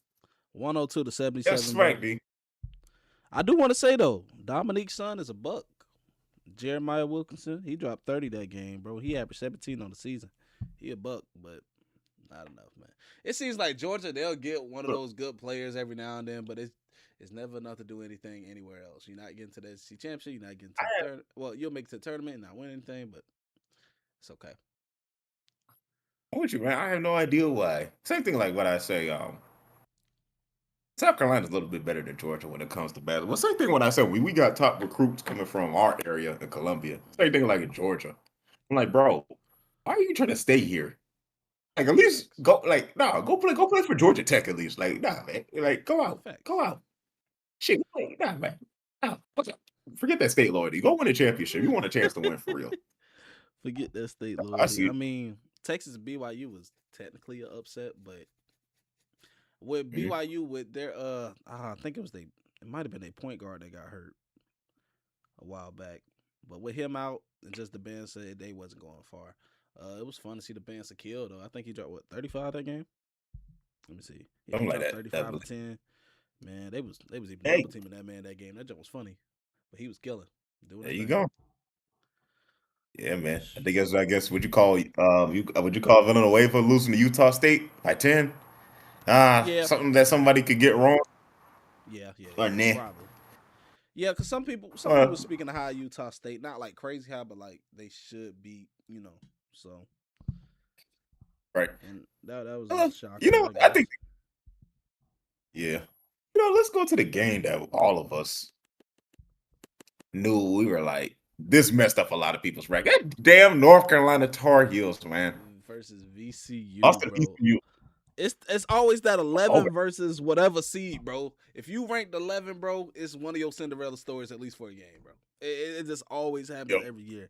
I know Carolina was missing Caleb Wilson, I know, but gosh, Lee, bro, Carolina is a they ain't been since I don't know, bro. They ain't been there since for a ever while, since bro. Since the last time they went, what shit, since with our boy Caleb Love left. and them? They went with Caleb Love and them. Yeah, Yeah, they went love with it. Caleb Yeah, Love. when our boy left. I forgot. Before Hubert Davis got there. Yeah. Even though they was With kind of Hugh, yeah, I don't know if Hugh gonna be there too much longer. I don't know. yeah, I think this is huge last year, man. Who's the coach before Hubert Davis?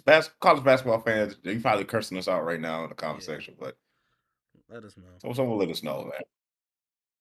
But I think Nah, that North was the last Carolina fan. time I'm a North Duke Carolina was. fan, so you know I'm hating. You know I'm hating. Me, I just like 82 to laughing at. 74. I just like laughing at Yeah. 82. This damn,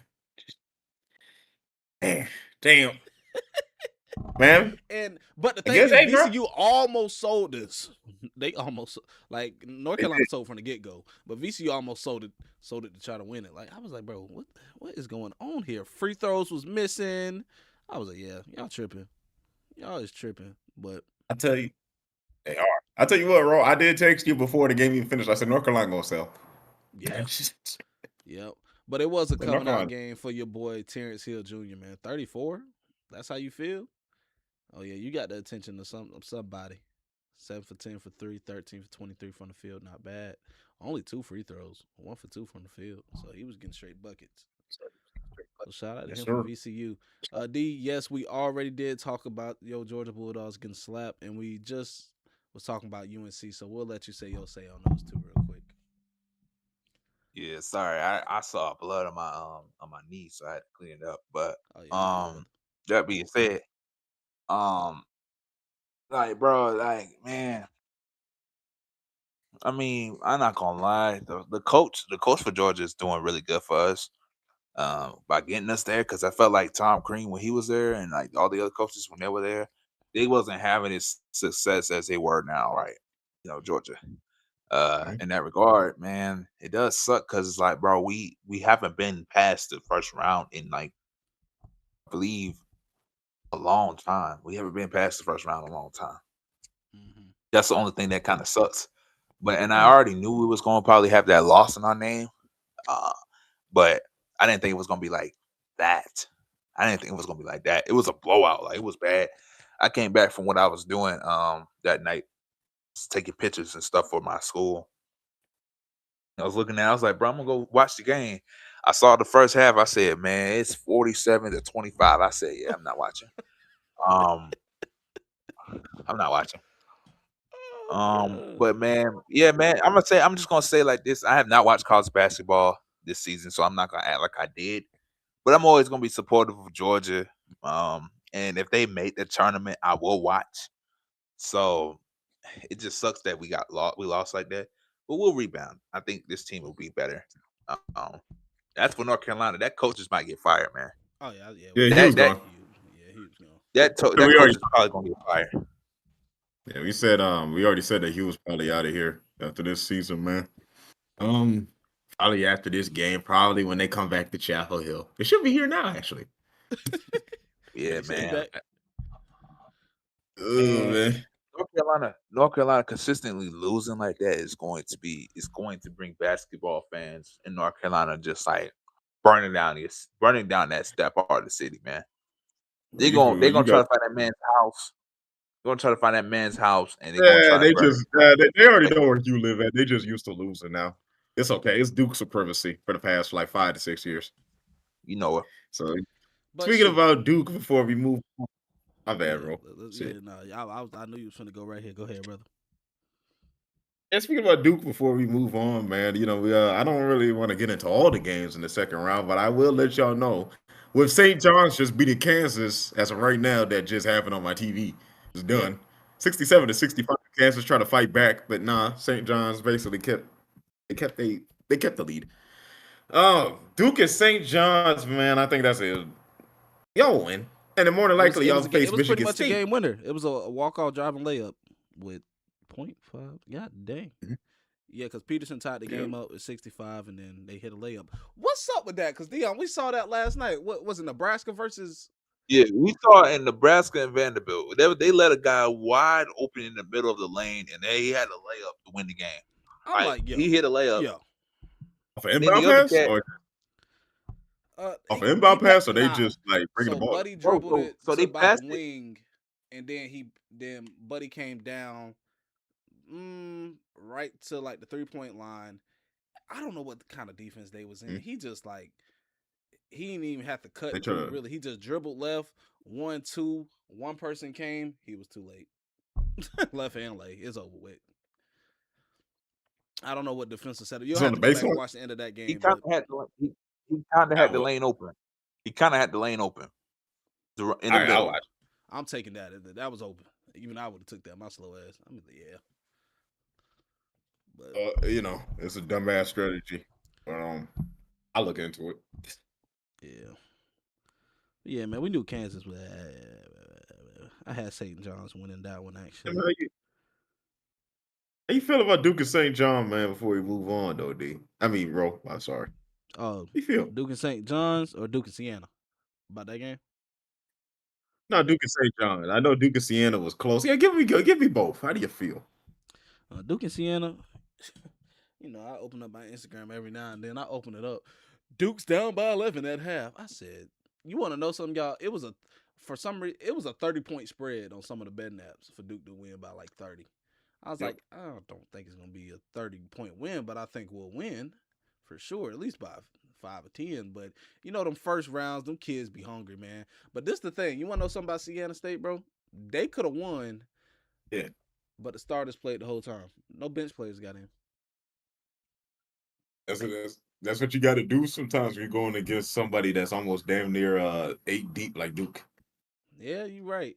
But if you would have Yeah, threw at I least just one person in rotation, them boys, at least not having one all your starters gas I and did, one person, uh, but them coaches, man, them coaches get a little crazy. They got a chance to, if they got a chance to do it, keeping that starting five, they gonna do it. yeah. I wasn't mad at the someone said, situation. What's up? it, no, you good. No, go ahead. You good? You good? I was about to read the comment, but you good. Oh, oh yeah. Just real quick, I was just like, man, dang. But I had a feeling. I was like, we can come back 11 because it was a 15-point lead. I said, okay, we got down to 11 and a half. Then I was like, I'm not gonna watch the game. That's how I feel. That's my superstition. I watch the game, I start selling. So I wait to the end. I Yeah, said, okay, there you go. There you go. It's like 60. It was like 65 to 60 something. 67, ain't it? Yeah.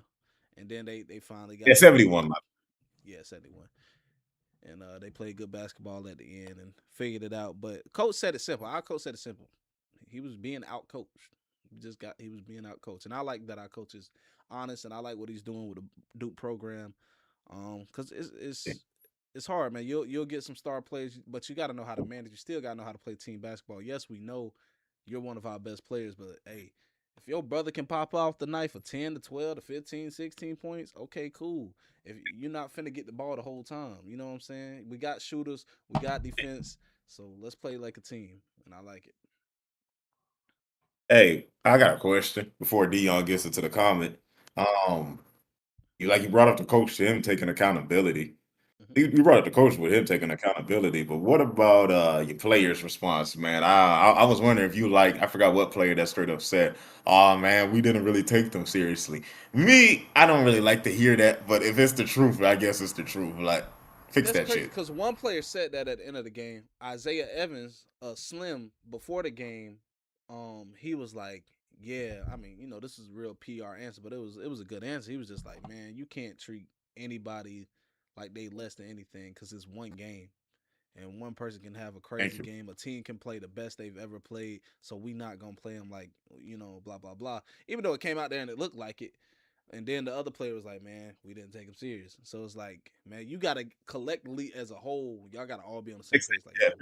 Yeah, yo, yeah. fix that shit. Like everybody got to be on the same page. And I think at halftime they Like got on that same page. Like, yo, you right. what are we doing? This will be a horrible Yeah. like that Duke team, really good Duke team. Yeah, we got some players hurt, Caleb Foster and all that stuff, but like we can make like, bro, come on. We don't want to be in headlines to be in first round exits. Let's lock in. This team's a really good team. Let's respect it, but let's play our hearts out. But yeah, man, that was. I like his honesty too. That player said it because, as you said, man, not everybody going. You know what I'm saying? Oh, you didn't get a Yeah. PR answer? Damn, my bad. Shit, that's what I was thinking. We ain't take it serious. Man, man, we ain't taking seriously, man. And I'm like, bro, ain't nobody trying to hear that though. That's what. Exactly. Go ahead, D. Let's know what the. Sci-fi mouth. This has to probably do with when I was trying to clean up my knee. It said when Sci-fi Mouth said OSU is taking it again. I think he's talking about the football round. Hey, that's my boy Saeed, man. He from Ohio, man. OSU. You know that. Oh, I think Oh yeah. OSU, it was man. like He what always taking the there. national championship? Yeah, yeah, yeah. He I talking think about the he's football. talking about the He talking about yeah. football. He Oh, talking about football. football. Yeah, yeah. Okay. I was about to say you can't claim Caleb Downs if you ain't really developed them. that's Yeah. that's an Alabama product. Is Sorry, Ohio that's State still? Did they get beat already? Or am I tripping? oh for basketball. My bad. No, they No, still in there. I think Yeah, they going yeah, they against. still in. They got beat. No, they Yeah, got they got beat. beat. Yeah, that's why I say he talking about football. He Yeah, talking about football. yeah, ain't Yeah, he talking talking about football. football. Yeah, yeah. Look, bro. Shout out Saeed, Man, man. That's my get guy. hey, get your own DBs, man. What's going on, bro? Why y'all stashing other DBs They players, Ohio bro? State be Bro. stealing, bro. They be stealing. Ohio State used to be doing that. What? Y'all used to be DB. Y'all used to try to go with LSU all the time. Man, we really DBU, man. Look all we sent to the league. And I'm like, I ain't gonna lie, Marshawn Lattimore really fucking it up for y'all. I mean, in his later years, yeah, you could say that. But Marshawn It is was later this year. first like Marshawn 5 years, yeah. But I'm just saying, what happened? Denzel Ward. I mean, shit. He's your Y'all ain't best looking like one. DBU no more.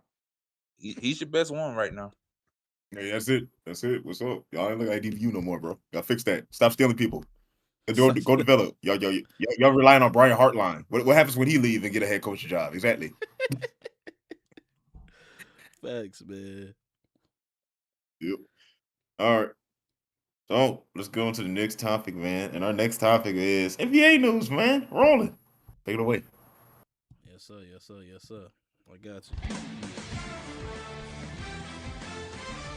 Haha. NBA news, man. Guys, we got some winning streaks going on, man. We got some winning streaks. I don't know. I think maybe are they still active? Lakers and the Hawks. I don't know if they're still active, but them But the I think boys. the Hawks, Hawks got beat yesterday, right? yeah, the Oh, they Hawks got So the Hawks 10-game winning streak ended. I forgot against who. You got they to beat get the to. I Warriors. want to say either Oh, they Orlando. lost to the Rockets. They lost to the Rockets There you go. They lost to the Rockets, and then the on Friday. Yeah, Rockets yeah, yeah. was lost today. And then, like you said, the Lakers still have their winning streak right now. Yeah, Lakers beat the Rockets twice, back to back. I was not expected twice. Not expected twice. I was not expected twice. Man, when I say, hey, it's first of all, Hawks. I kind of expect them to have a little resurgence, man. Kaminga hasn't been, doing the greatest. Since his 27-point 20 games and all that like that. He been dropping like 2 points and 8 points and 2 points and yeah. Let me see what he had last game, y'all. Actually, I don't even want to lie to y'all. Let me see. Hawks played on 126. Nice. They played. They got it. You know, Dame. Yeah, he had Dame. 2 points. Dyson He was Daniels. he was 1 for 9, but hey, Dyson Daniels had 28. I mean, if you get Dyson Daniels dropping 28, if he could shoot just a little bit better, it'd be great. He was 2 for 5 from 3 though. Yeah. That's okay.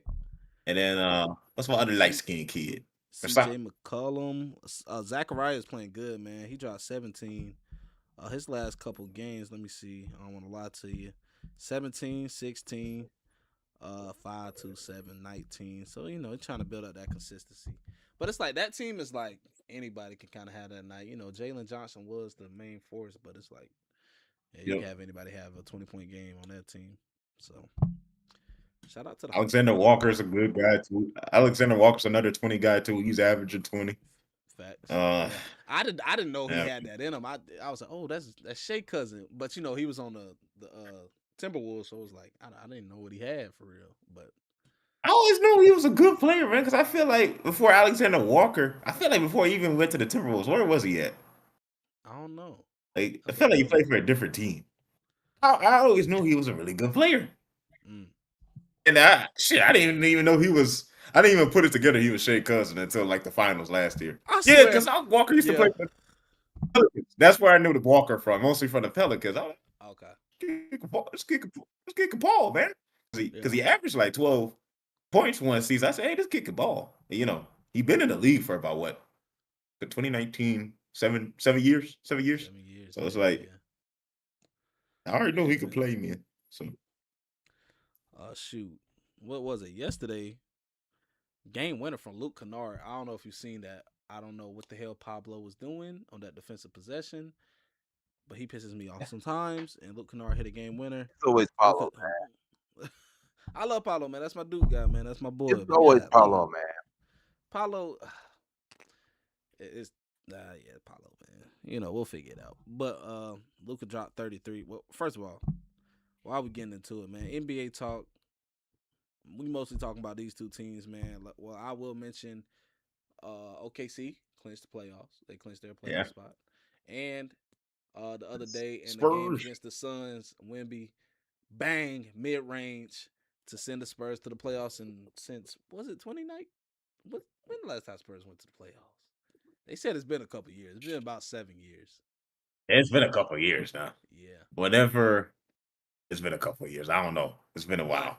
Guys, I'm seeing a low a frozen in them. rejuvenation of excitement of basketball, man. Like at least from the Mhm. players, I don't know as fans, but like Wemby, like the heart he's showing, man. Like you can see he's just super excited, man.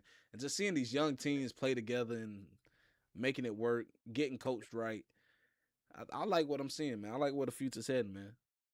Shoot, you even see Luca And I kind of, always he's going crazy, but hey, Luca playing a little bit of defense now. These late season, you know how I get late season, bro. You know how I get. yeah, it's Fuck late you talking season. about? You fighting for that right seed. Lakers Yeah, said we are not trying to match up with goddamn Denver in the first round. not the first so round let, at so all. let's get out of that fourth and fifth spot. So who's in the sixth spots in the West? That's what we want to play, and probably the You want to know Suns something though? or something like that. I heard this Yeah. somewhere. Do you think? Actually, I'm gonna ask you that in a second. But let me get back to just Luca's past couple games, man. Listen, The 60, 33, 60, 60. 40, 36, Mm, 30, mm, 51, mm, 31, 35, 44. mm, Yeah. mm. Um, this is crazy. He has hella assists in these games, rebounds too at that. He's been on the tear, man. I think he's averaging 38 these past 10 games. 38, 8 and 8. Yeah, I seen that somewhere. 38, 8 and 8 past 10 games. Now this brings me transition to this question of MVP talk. A lot of people saying Luka making a run for it, man. Luka making a run for it. I think we know SGA still clear number one, but could it be a scenario where if the Lakers get that third seed, they look at Luka's numbers, which are better than SGA's, also in defensive category too, and you're like, I don't know. The Yeah, defensive right. I category? didn't know his defensive category was better. Yeah, You mean like steals and shit, yeah, or actual defensive rating? yeah. Steals and stuff, not actual defensive rating, of course. That don't count. I be telling people that shit. That does not mean you play That good don't count, defense, bro. OG. Oh, bro. There's a website that got like I'll link it. I'll tell D to look at the description where you can look up matchup. And if you see about so it's got a stat where it says points allowed by player. Yeah, Lucas ass is always in the highest. yeah. Nah, I know, man. But you know these committees ain't looking at that, man. They Hey, looking that's at the fair, but straight I stats mean, right I feel like there. they. All right, well, let me say this. I feel like they said the same thing about Jokic last year too, when he had that stretch, kind of like what Luca was having at the end of the Right. season, where he had a 40 game here, 50 ball here, 30 game Mm-hmm. here, 30 game here, and he was battling Shea for MVP. And I already said, hey, remember they took real long until like the series finished between OKC and Denver for them to name the MVP. I want to Yeah, say they didn't announce it until OKC went against Minnesota. I think so. Yeah, I think so. You are right. They wait a long time. And They at waited a that, I do long want to time. mention he is first So in free maybe throws they. attempted Mhm. and first in turnovers. He averages 4 turnovers a game. So that's like, Shea or oh, Luca, Shea Luca, or Luca, Luca. Luca, Luca, Luca, Luca. Yeah, Hey, I thought Jokic was gonna catch up with him because they said Jokic had 10 turn. How many? He had a bunch. oh, don't worry, Jokic Jokic had second almost like with that. 3.89 turnovers per game. I He right was there saying with him. he was going on the streak where that man was averaging almost damn 10, like 5 turnovers in 10 games. I was like, Yeah, God damn, man. Like, relax. Shit. relax, bro. Like you causing us to lose. Like you keeping it, like you win us a lot of games, but when you start doing that shit, it's hard to win. It's hard to win, dog. You It's averaging hard. 5. You right. That means 5 is guaranteed. Relax. Now, But nah, that's what I think. hmm I think maybe this might be another case where I don't think this year. Something about NBA's marketing this year that this marketing strategy was different last year versus this year. So I think they'll announce the MVP a little quicker. I don't know. It's kind of weird. This is a weird year to be honest with you, man. But hmm I can see them. They'll have some debates about it. They'll try to just read the temperature of the room if people really care because they said, well, does it really matter if the Lakers don't have real championship aspirations? Because at least with Denver, they got to face OKC and they could somewhat keep you somewhat entertained. Like OKC was just about to thrash their ass. It's kind of yeah, no, different with the Lakers. they could probably take OKC to 7, just like last year. You think the I Lakers agree. can? No. I don't I was think saying so. Denver versus OKC. Oh, Denver. Yeah, This year, I think they can. I think they can. They got a little bit better when it comes to their pieces. But I ain't gonna lie. Denver got to hit their threes. If they don't, they they're do. gonna get thrashed again. They do. And Cameron Johnson got to hit some of those, man. Like he be open Yeah. sometime. Like we got to hit those, twin. We got to hit those. Braun got to Braun got to consistently shoot pretty at least around like 38% in that series if they want to keep it into like you just can't be launching shit like a bazooka though because I y'all agree. because because plus I don't think Denver want to match up with Minnesota again. It'll be the same thing. They get outrun. They Do get you think the outrun by Lakers? them. Do you think the Lakers want to match up with Minnesota too? Because a lot of people saying like anybody that match up with Minnesota that kind Yeah, of plays slow yeah. is hard. So yeah, yeah, because like like what works in the Lakers' favor, right? If you are a bad half court offense team, you can keep the Lakers in the game because they're just as bad. That's fair. That's Because it's fair. only because in the half court, what are they doing? It's going to be a high pick and roll with Luka on the top of the key. That's it. That's the offense. You right. So if you're a team that moves the ball like the Nuggets or OKC or even Golden State, because even someone like a Golden State, they sneak in, the Lakers don't want to match up with that because they force too much defensive mismatches for them. Mm-hmm. And then LeBron not a good defender as right now. Luka being a defensive liability. Not not Caruso. My bad. I forgot his name. That's my mother. Uh, Austin Reeves. Austin Reeves also a defensive liability too. So you would rather match up with Minnesota because Minnesota, they still ain't a half court offense yet. They not yet, and they trying, but nah. But Man. that's the only thing. I mean, Perk said it, and I could see it too. I said, yeah, Lakers are cool regular season team too, but when the games slow down, that's when you can catch them. Because it's Yeah. really just going to be relying on whether or not Luka and LeBron can hit their shots. Same thing with Reeves too. And I can pressure Reeves' ass all fucking game, especially if I got a guard like somebody like a Drew. Like if somebody like a Drew Holiday is there, he's going to harass the shit out of Austin Reeves and Luka together. So it's just like they're going to be tired by the time they try to run some half court offense because they get pressure all the way down court. So it's like the Lakers. I mean, like Perkins said, you don't really think they're gonna go far. It's like shit. I wouldn't be surprised if they get bounced out the first round. But hey, it's LeBron, so They he ain't definitely gonna let that opinions. shit happen. Yeah, you Yep. know how that be. But yeah, man. I like that we hit on that real quick. I'm gonna ask y'all who would y'all choose as y'all's MVP this season, and then I'll go over scores and we can wrap it up. So, Dion, who would you choose? I know you don't catch a lot of basketball. If you want me to read out the averages for the top three players, I can, like Jokic, Shea, and Luka. I can real quick for you. So give me a 1 second. Let me look up Nicola. I mean, Jokic averaging I know we a had a triple debate. double, bro. We had kind of a debate. I know we had kind of debate yesterday about that in our circle about that. Yeah, So I just, like I said, I was listening. So I don't know really what's going on, but like I was listening. I got you. So Jokic is averaging 28.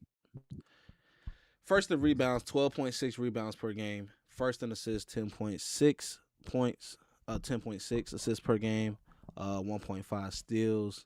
He is second at 3.9 turnovers per game, and he is shooting 38.5% from three, 57% from the field, and yeah. So that's his stats. That's his numbers right there. He is averaging a triple double. We done seen some crazy numbers from Jokic all season.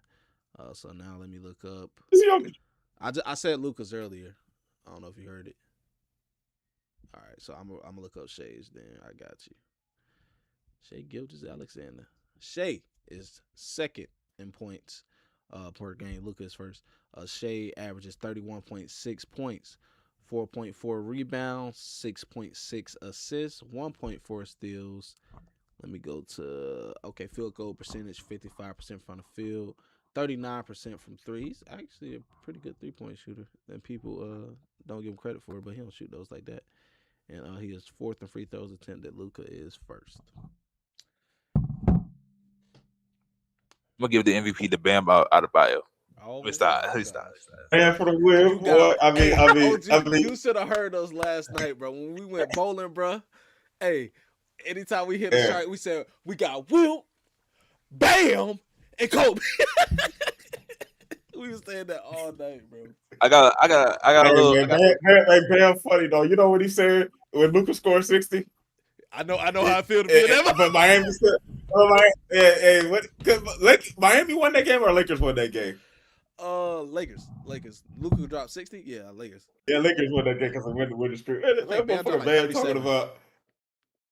Yeah, man, funny. He was like, bro, as you can see, so Luca actually scored most of his points on Bam because when he picks and roll, he likes to switch on the Bam. Mm-hmm.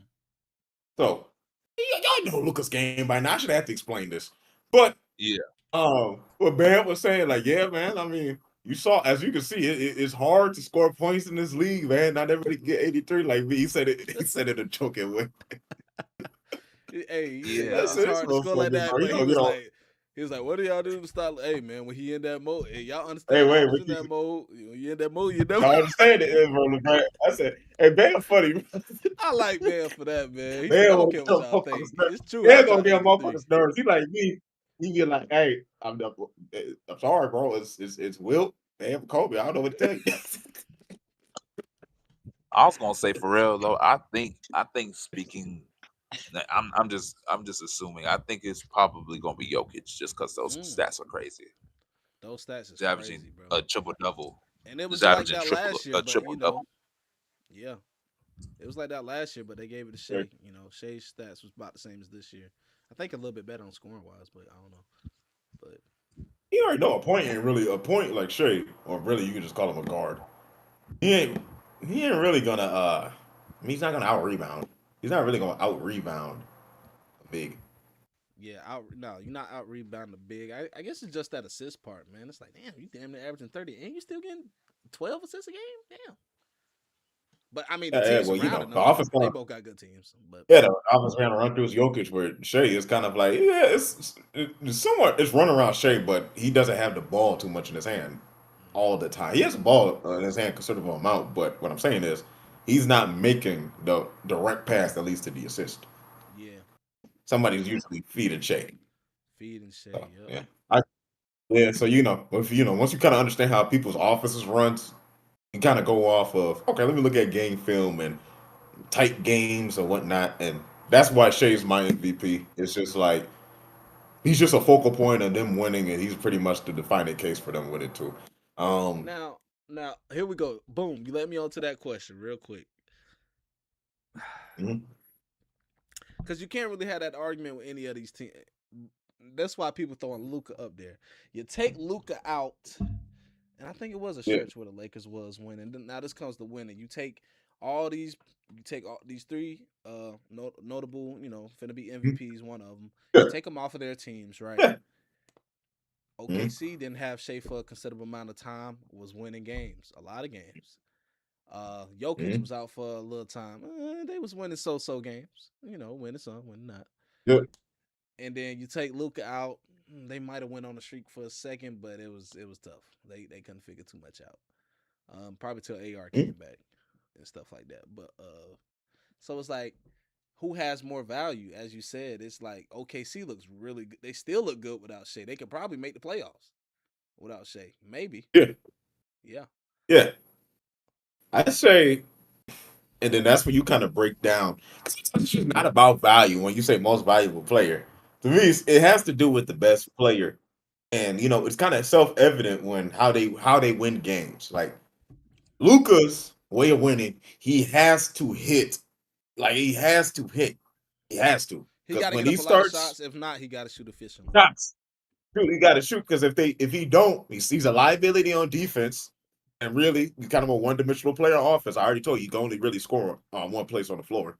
Mm-hmm. So it's like if the high picking game role isn't going, which means like if we got a strong backcourt that can keep in front of his ass, and if we got a strong front court that's flexible enough to switch and can play the passing lanes to knock that alley oop out of his hand, they Mm-hmm. struggle because they don't really have a half court offense outside of that, right? Right. Most teams just ain't equipped to kind of deal with that because the Suns don't really have a strong perimeter defender. Their bigs are young and they're trying to kind of find a way. Right. So you see, like when I would say the Lakers really struggle against teams like Denver or like we said Minnesota. Yeah. So even though they'll match up good, but it's like Rudy's length still kind of strip shit. That's stuff like that. And then with Jokic, Nuggets team, It's You weird know what because Jamal is Jokic has to when start. Jamal hooping, he hooping, he can Jamal, get wins. He can yeah, get hella Jamal, wins. yeah, Jamal's coming back to form. And I didn't think Jamal had that in him. I thought Jamal's ankle injury was really stopping him, but I guess he just had to get into his groove and figure out where he try to, figure out. Now you looking like Jamal Murray back in the bubble time that Woo, I that see. bubble was And I Jamal said, Murray. I don't care what nobody say. Jamal Murray was the best player on the planet in the bubble. I don't care. you Oh, him and Jimmy. Nah, that was you going back and forth. I don't know. and the Jokic and Shea, they like the players like, hey, when they have bad games, it's not so much detrimental. It's not so, to me, it's not that much detrimental. Now, when Jokic gets higher turnovers, yeah, but That's sometimes true. Jokic can kind of overcome. Jokic's good enough to make the team work where he can overcome that. Okay. Same thing with Shea too. With Shea's mid range can Mm-hmm. kind of get them out because he hits the shots. He hits high percentage shots that keep him in game. So Mm-hmm. it's kind of stuff like that. I put it to the MVP conversation because to me it's just not about stats. It's Yeah, of about, course. all right, how do you fit within this team? Not the conversation only because what do they look out without you if you are just a liability on one end, like Luca. Yeah, like Because I ain't Luca. gonna lie, the Lakers can play faster when he's not there. Yeah, they They can. just can. That's just the truth. Yeah. You actually see, in a sense, you see Marcus Smart like sprout. Like he has really good games when they don't have Luca, Yeah. man. Like playing fast, all that stuff, facilitating.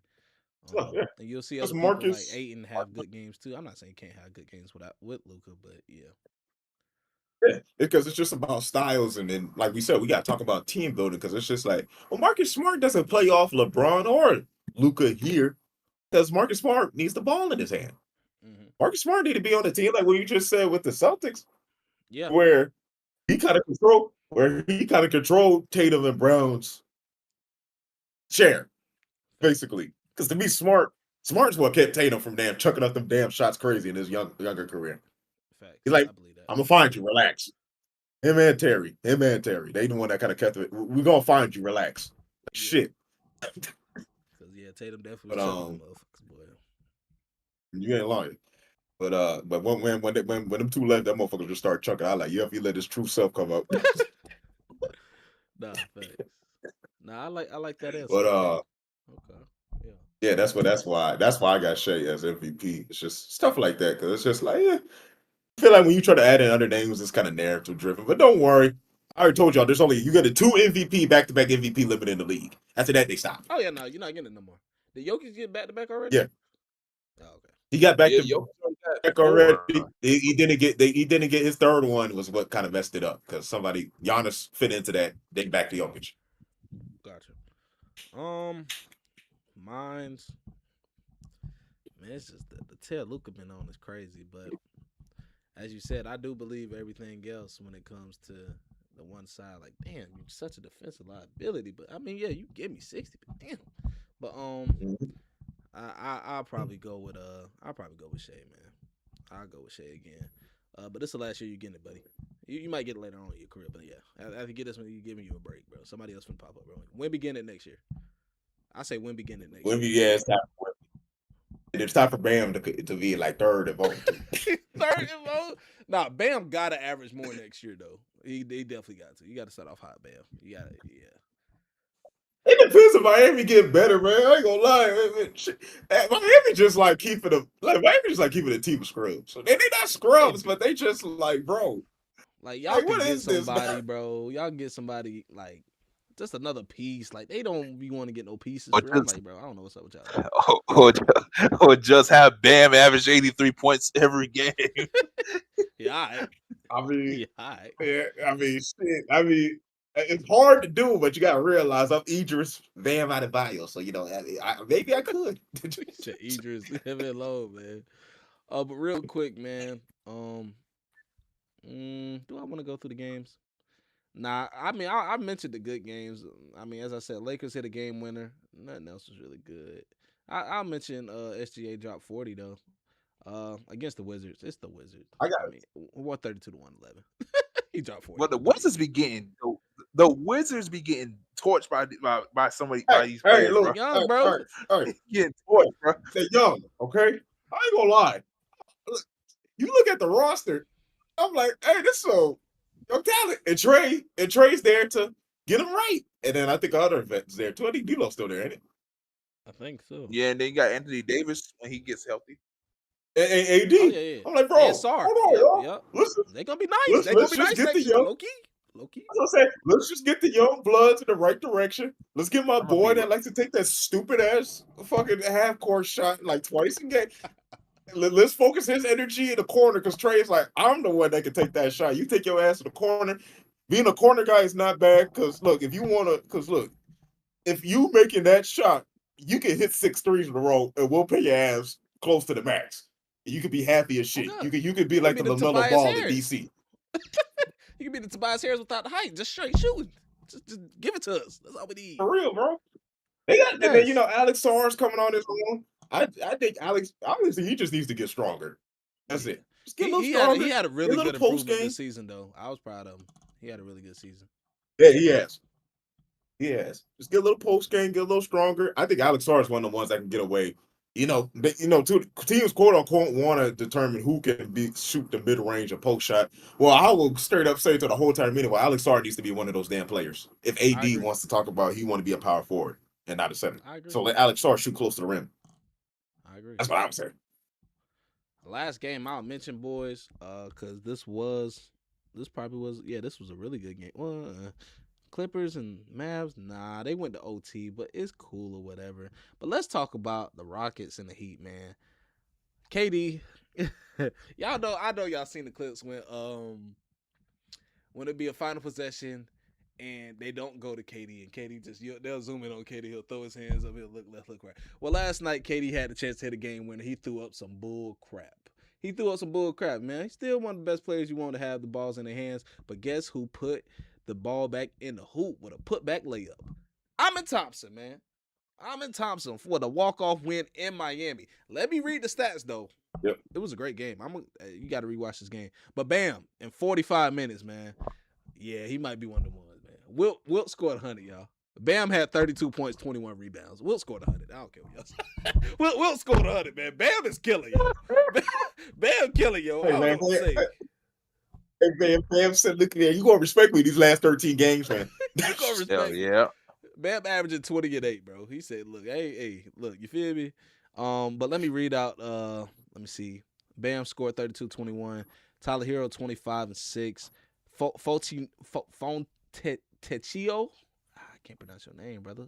Simone Fontecchio dropped 21. I think OG, I think you mentioned him a while back. And then on Houston side, you got Reed Shepard dropped 23 and 14.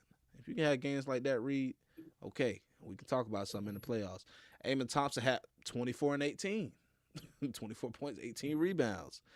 Kevin Durant had 27. Sengun had 19 and 12. That was a really good game. It's double-double. Yeah, double season all around. But yeah, man, that's all I wanted to mention to you guys. That was a really good game, though. Oh, So I'm glad you brought up the Rockets, man. And I got to see the game. It is a good game too. Last time I saw the Rockets when they went against DeJounte Murray and where's DeJounte Murray at? In the Pelicans. Last time I saw them was against the Pelicans, man. That was a fun game. Zion was having fun that game too. Yeah. Hey, mind you, Pelicans been quiet, but Zion has been playing pretty much the rest of the season. But And I'm proud of no him. lie, that's what kind of Yeah. happens. Usually Zion becomes like a topic in the beginning of the season. You got a lot of people that haven't watched basketball or watched basketball throughout the season talking about, man, is he ever going to be good? And then I'm like, bro, I mean, he's good. I mean, shit, he played. He only missed like 15, 20 games. Like, This is let me read out. Let me see what he averaged this season. Actually, probably in the 20s. and look how many games he played. But Oh, yeah, my topic is, man, with Kevin Durant, man, this just seems like this Rockets team, even with them losing Fred VanVleet and they true point guard kind of going down, because crazy, I'm calling Fred VanVleet a true point, but he has point guard aspects. And he would control this team's tempo and know how to get involved and whatnot. I have no idea why the Rockets never just found that guy. That shit is asinine to me. I told you about that conversation where there's no reason why y'all don't have a backup center that can play defense and score and not have a point guard that can run the offense, like run your sets. Like, what's the point? Your coach out there when you got to sit there on the damn sideline all game yelling out sets and shit. Like, I don't know. I don't get these coaches, but and I don't want to hear the excuse that you want to say players ain't smart enough. But no, man. When does it become Kevin Durant's fault? That's my question. When does it become Kevin Durant's fault? Where it seems to be always something with him and the team chemistry, man. Because I ain't gonna lie, I'm starting to turn on him a little bit because it's just like you're so goddamn moody that it's annoying. Like, hey, I don't get you. I don't get you at times. Like, why is it always something? And I'm not talking about the burner counts. I'm just talking about within the team. I'm like, why is it always something? Why are you always pouting? Why is it the fact that when Sagoon wants to talk to you during the last minute, like how he wants to run, See like that? Yeah, yeah. you don't want to respect Sagoon's basketball acumen because He he's not said, you. Bro, if Sagoon's not going to dribble between his legs and shoot the damn and get space like that. Maybe what Sagoon thinks about his space is you and him run the high pick and roll, or maybe there's a back action off of that where maybe somebody in the corner like Amir Thompson cuts and gets a dunk. "Yep, I don't know. I think that's shit that you should be figuring out now, but you want to just be like, well, you want to just be like, well, it's me, Kevin Durant, and maybe you want to tell yourself you're not that egotistical, but for what I'm seeing, yeah, you are. I don't know what to tell you, man. It's just like I guess this is where the Warrior situation stemmed from. I already knew an OKC situation that was stemming. I saw that shit back in I saw that shit way back then before they even that 2015 season where they lost to Golden State 3-1. It was one Christmas game where he was tripping, where KD was no, it wasn't KD, it was Russ. mm, But Russ was tripping one game. But nah, man, you can kind of see it. It's just like I don't know. There's like it's like a small animosity between KD and Russ and how they handle it because they seem like people. But Russ seems like the more, well, you got to come to me first before I say something. KD's just gonna avoid the situation altogether. But it's like at what mm-hmm. point, it has to be you, and I think everybody has reached that point with him. Because it's just like, I don't get you. Because you're too old right now to be doing this shit. And these boys are too young. They want championship aspirations. And you're supposed to fit in and do that. Why can't you just sit there and just be that damn leader like when Clyde came to Houston and got shit done? Yeah." I think I remember something, man. Katie was like, "I'm not there to be a leader. Yes, I have. Yes, I can." I forgot what he said, but pretty much along the lines of And it's he just never trying to and it's fit some into kind the of leader bullshit. aspect. And I'm not even asking you to be a leader. Like, just like you've been in the NBA All long right. enough. Okay. Okay, he says that. He says that. But my thing is, it doesn't match up to the action. Because my thing is, I'm not trying to be a leader. I'm trying to be. All right, so when Segun says something, he's team captain. He's team captain. I will tell Yep. your ass that in front of your face. Hey, when he says something, he want to run something, I'm going to defer to him over you. Why? Because he said you don't want to be the damn leader. That's it. Ain't nothing else to talk about. Yep. Yep. Why you got to have the ball at damn forecourt all the time? You just say you ain't want to be the damn leader, son? Facts.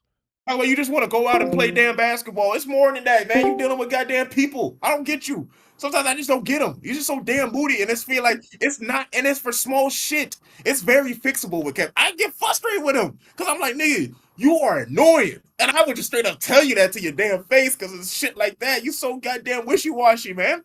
This is just like, bro, if you don't want to be leader, then I'm gonna tell you I'm gonna be leader. And KD, whatever else you say after that, it don't matter because of what you said. Now, if you want to fix that, we can talk about it. But from now on, Sagoon wants to run something, we gonna run what Sagoon says. All right, whether we fail or achieve, that's what we gonna do. At least we can all be on the same damn page. Shit. Facts. Hey, you hit it on the mark with that one. You hit it on the mark with that one, man. But that's all Just I got saying, for the man. I NBA. really thought he was gonna be this. Yeah, my bad, yo. But I just Nah, really you thought he could be like the second vet that came into Houston and win the mm, championship. and Like win the what Clyde did. championship. Thought he Exactly. could. I said, hey, KD, this is a real chance for you to fix fix the damn media narrative about you need to be a part of a highly oiled team that has to get shit going, that already has shit going before you get there to win a championship. Hey, nah, man, Kev, Kevin, to see, I told y'all that. I said, yeah, I think Kevin can really win a championship with the Rockets. And I said, maybe not this year, unless some things happen, like somebody gets injured. But when Fred comes back and Yep. he can kind of make things work and kind of take a step back and get these kids in the right direction. It's just like, nah, bro, you want to make it about yourself at times. It's just like, I agree. nah, man. It's just the reason And why when it comes to the all-time teams, let people put you like a peg down because it's mm-hmm, shit. And it's really just your own attitude. the attitude. Right. Mm. That's a big part Right. that people won't really mention, man. And it's because they was like, man, put the ball in KD, the best scorer. Yeah, we understand that. We do understand that. But for example, bro, Kawhi to Toronto. Kawhi he wasn't necessarily a leader in Toronto. He didn't even want to go there, first of all. He came there, He did his Right. job. He worked as a team. He did certain things. He made big shots, and Yep. boom, we got a championship. Cool. Got a You know what I'm championship. saying? Well, yeah, man. I was about to Good say, NBA talk. even when he was with Brooklyn, you saw that, man. Mm. And it was ran by Kyrie and then later on James Harden. You know what I'm saying? So the thing is like, man, everywhere KD has went, it has never worked out unless like it was the Besides the Warriors, and even Warriors, then I with the mean, if Warriors, it he didn't had an work on issue the with Warriors, I would really question something because that guy, he's supposed to win on them. He's supposed to win on that team, bro. Supposed to make it work. right, and even then, I still felt like he would have been with the Warriors for another 3, 4 years if he didn't have that situation with Draymond. I think he would have been. Mm. That's just me. Yeah. But Hey. that's really what it is. KD gotta really try to kind of be like in a LeBron role in a sense where he's slowing down. I'm not saying that KD is, but he feels like he has to let Sengun or somebody on that team be the leader of that team and just kind of back away. Like if you need me, I'm here. But like doggone, I'm not about to do. If you say I'm not a leader, as OG said, I'm about to give Sengun the option and be like, hey Sengun, like what do you want to run? You know what I'm Yeah. saying? So Because basketball don't that's got no that's really real what I got to say. contested shots. It don't. Basketball is not Nope. It don't. about contested shots, man. We got plays. We got Ice, like you plays to said, go. contested shots, ice Yeah. post. Bro, we got plays. If it don't work, we could work off of that. But at least let's Yeah. just run it because they what we see it on the floor, we know exactly what they're gonna do when they respond to this. Like, Mm. bro, trust the scouting department. They've been there watching film for goddamn a lot of hours within the week. Just Right. come on, bro. Right. That's all I got, boys. Well, Di, you can if wrap it up, that's man. if that's it, I need y'all to do me a favor, man. Y'all pay attention to the Tennessee Virginia game. It's on right now. I think it's like a Ooh. couple seconds left, but it's a close Hold game. up. Um, Mm. yeah, it's 73-71, man. But Oh. again, man, appreciate y'all for watching, man. Hope y'all enjoy this episode. Again, man, on TikTok and on YouTube, y'all make sure to subscribe, follow, like, and share. You know what I'm saying? We be doing this a lot. Sorry for not again, we had some things going on, but it happens. Um, of course it should be up to me to let y'all know that we got things like these things going on, but I'm so tired, y'all. Um, it's been like a lot. I did make my promise. I did make some posts and clips. So Yes, again, well, sir. we'll be doing that. I've been looking. I've been doing that. Been looking. We gotta get back on that grind. I'm gonna definitely get back on that grind this week. I think. For sure, because I feel the energy again for editing. But again, yeah, man, Virginia and Tennessee, y'all make sure to pay attention to that. They took a timeout. Um, but that being said, man, again, y'all let us know down in the comments if y'all let us know down in the comments how you feel about the top safeties in this draft. Who is your top safety in the draft? Again, if it's not Caleb Downs, who is it to you? And again, I'm about to read the scripture of the day. Yes, sir. Um, it's 2 Corinthians 7:10. It says people need to become sad in a way that God wants. I'm echoing. Um, when they are sad like that, it causes them to turn away from wrong things. And God saves them from their sins. They will never be sorry about that. But when people become sad in a way that the world wants, it does not help them. They do not turn to God and they die in their spirits. Mm. That's a deep one. That's, That's that's a good very right that's there. a very deep one, man. Jeez, man. Just saying basically, you know, uh we are so distracted with the things that we have around us that we never really focus on what God wants us to do. And so Mm. in order to have that like, connection with God, he gotta put something on us, to try to get us to come to him. With that being said, like I'm just gonna be honest with this. Man, that one kind of hard to say, but um you just gotta find a way to have God in your connection, you know, at least one time throughout the day. You know what I'm saying? Because Facts. shoot, this world, I'm not gonna mention it, but like this world has been gotten crazier and crazier each and every day. Um, And the fact that it has gone to this point is insane for real that we having to worry about what like a lot of stuff. I'm just going that's going on, but like we have to worry about stuff like that. Um so man, yeah, man, y'all make sure to come y'all make sure to go to God about a lot of this stuff, man. Y'all really make sure to go to God about a lot of this stuff. Y'all got anything to say? Man, Or you go you first. oh yeah, you hit it on the nail, D. Um, watch out for the worldly things, man. Um, God will give you signs that sometimes you might brush by, man.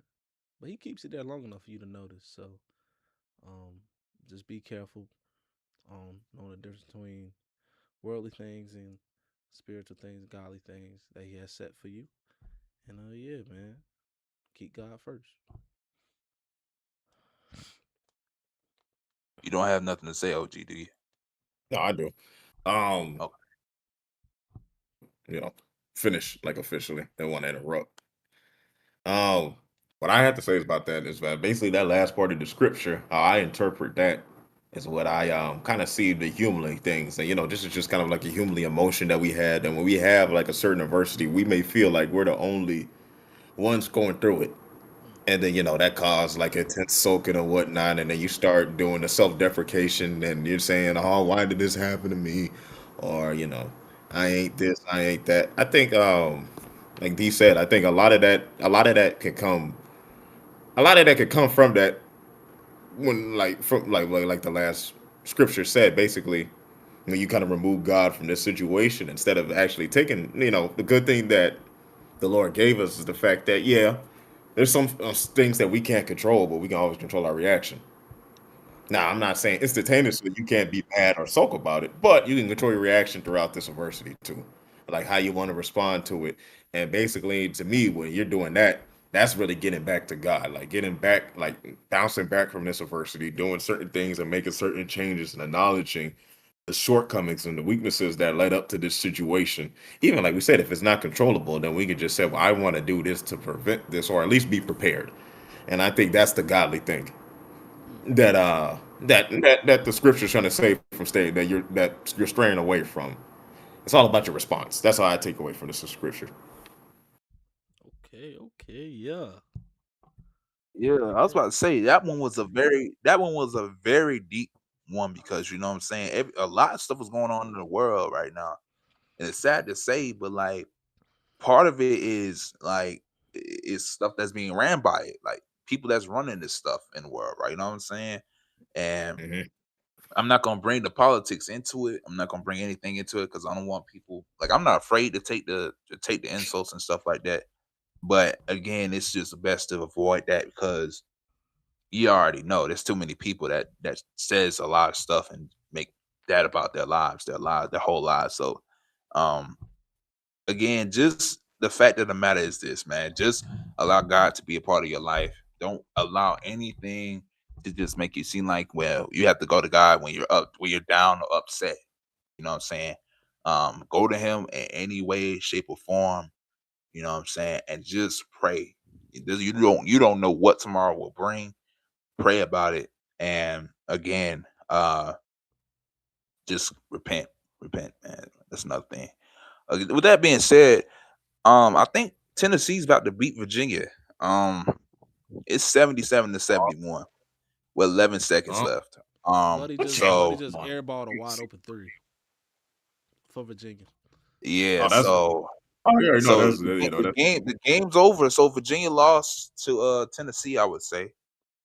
Candace Um, Parker is happy. She said Tennessee is going to win it all, both sides, men and women's.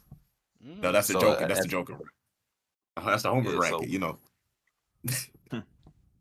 yeah, so you already know. No, we're not gonna talk about this game, but we'll talk about it next time. Um, Virginia get knocked out by the seventh seed, I think, the sixth seed. Six, Sixth seed. But again, not that much. appreciate y'all. Appreciate y'all. I love y'all. I hope that y'all enjoy. Virginia fans, I'm so sorry about y'all's loss today. You know, you got to join us in Cancun. Both my teams in Cancun, and yeah. Appreciate y'all. I love y'all. Hope y'all enjoy this. and I'm out. Remember to stay locked in. I got to be in your circle. Boom.